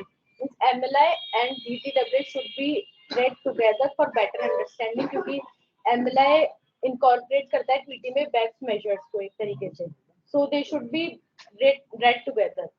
Article 3.2 of OECD Model Convention 2017 states that in case term used in the treaty has not been defined but defined in the domestic laws of the country, then such definition shall be used. For example, treaty में एक term है वो use हुआ है but define नहीं हुआ, लेकिन उसका meaning domestic laws में दे रखा है, तो हमको फिर domestic laws refer करने पड़ेंगे। और if treaty में meaning नहीं दे रखा और उसका मीनिंग किसी एक्ट में दे रखा है, जैसे इनकम टैक्स एक्ट में दे रखा है, तो हमको फिर इनकम टैक्स एक्ट को रेफर करना पड़ेगा। एंड एक्ट में भी नहीं दे रखा, डोमेस्टिक लॉज में भी नहीं दे रखा, तो फिर the notification issued by the central government in the official gazette, उसको रेफर करना पड़ेगा। इसमें आप एक चीज और हम चेक डिस्कस कर सकते हैं कि ये डेफिनेशन कौन सी होंगी जब DTAA एंटर हुआ है या सिंथेसाइज टेक्स्ट साइन हुआ है, या एम्बुलेटरी होंगी जो आज की डेट में है। सपोज DTAA 91 में हुआ यूएस के साथ, वो डेफिनेशन एप्लीकेबल है या आज की कोई डेफिनेशन है वो एप्लीकेबल है? ठीक है, तो as per international law it is always ambulatory, यानी जो आज की डेफिनेशन है जब आप उसको एग्जीक्यूट कर रहे हैं वो डेफिनेशन इसमें रहेगी। और सिमिलरली टर्म्स नॉट डिफाइंड में बहुत अच्छा आपने कवर किया सबसेक्शन 3 ऑफ 90, जिसमें CBDT का रेफरेंस है या सर्कुलर्स नोटिफिकेशन प्रेस रिलीज का है। बट अगर कोई ऐसी स्थिति आ जाती है कि where a term is very very critical and not defined, then the competent authorities, they will define the term. Or third, again, within the terms, which is very, very important again, is that it could be any act. जरूरी नहीं है कि वो definition आपको income tax act में देखनी है. अगर आपके जीएसटी में कहीं लिखा हुआ है या आपके किसी और लॉ में लिखा हुआ है डोमेस्टिक, मैं सिर्फ डोमेस्टिक की हम बात कर रहे हैं, वो एप्लीकेबल अगर आपको कहीं मैच करती है, that definition is according to what you are requiring, then that would also be applicable. So this is what is defined in 90 subsection 3 read with OECD guidelines. Yeah.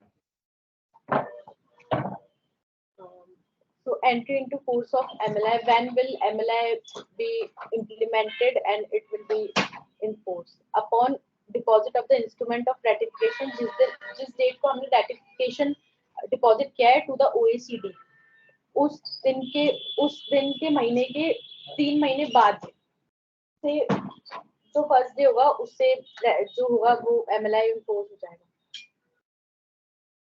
So upon deposit of the instrument of ratification, the MLI enters into force on the first day of the month following the expiry of 3 calendar months beginning on the date of such subsequent deposit.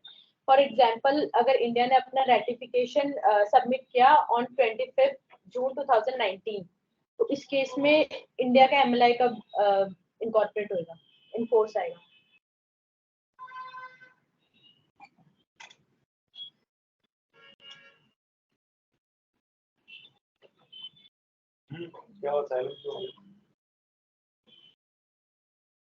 It will be in force on 1st October 2019. Now, effective date of MLI. Once the MLI is entered into force by both the contracting states, the effective date of MLI shall be MLI के enforce होने के बाद भी उसकी effective date क्या होगी, जब से MLI लगने लग जाएगा. For withholding taxes, first day of the next calendar year that begins on or after the date on which this convention enters into force for each of the contracting jurisdictions to the CTA. For other taxes, taxable period that begins on or after the expiration of 6 calendar months from the dates on which this convention enters into force for each of the contracting jurisdictions to the CTA. Now let us understand this with the help of an example. So India ने अपना ratification submit किया on 25th June 2019 और Russia ने अपना ratification submit किया on 18th June 2019. तो entry into force कब होगा? First day of the month after expiry of 3 months from the date of deposit of ratified instrument. So in case of India 1st October and in case of Russia 1st October 2019. लेकिन अगर मान लो Russia ने submit किया होता on 29th September, तो इस case में Russia के केस में कब इन्फोर्स होगा? 1st Jan. ठीक है, तो later of the two will apply. Now the effective date.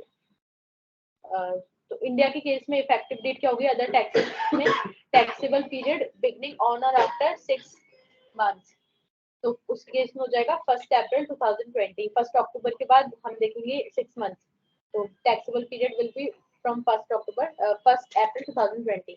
विथहोल्डिंग taxes के केसेस में जो जिस ईयर में एंट्री इनटू फोर्स हुआ है उससे नेक्स्ट टैक्सेबल पीरियड जोड़ेगा, तो उस केस में 1st April 2020. नाउ रशिया में हो सकता है कैलेंडर ईयर हो, तो उस केस में 6 मंथ्स कब हो जाएंगे? इसके लिए 6 मंथ्स के बाद वाला टैक्सेबल पीरियड होगा, तो उस केस में हो जाएगा 1st Jan 2021 और विद होल्डिंग टैक्सेस के केसेस में हो जाएगा first day of next taxable year which is 1 Jan 2020. Now how the MLI came into force in India. तो इंडिया की जर्नी थी 7 जून 2017 को MLI साइन किया इंडिया ने. India was one of the signatory और अदर उसकी जो टैक्स ट्रीटीज होगी वो other signatory. 25th June 2019 deposit of ratification instrument of 93 jurisdictions with the OECD depository. तो इंडिया ने इस दिन अपना जो ratification होगा वो सबमिट किया था OECD को for entering into the MLI. 9th August 2019 notification number 57 2019 giving effect to the provisions of MLI in the Union of India. और 1 अक्टूबर को उसका MLI इन्फोर्स हो गया।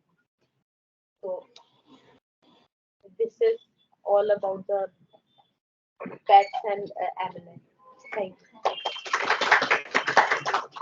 So I think very nice discussion, particularly on a topic which is slightly complex as compared to the other topics. So Tejwani ji, concluding remark for another 2 minutes, then we can conclude. Yeah, sure. So I think I must congratulate the team led by 3 wonderful speakers. And you were all very well prepared, actually, I must say. It was not that you were just reading out. It was a good preparation. And even the presentation that was made was quite latest, to the amendments. So good speakers, good presentation was the strong basis of this. And to answer Sushil's question, I think that is still unanswered.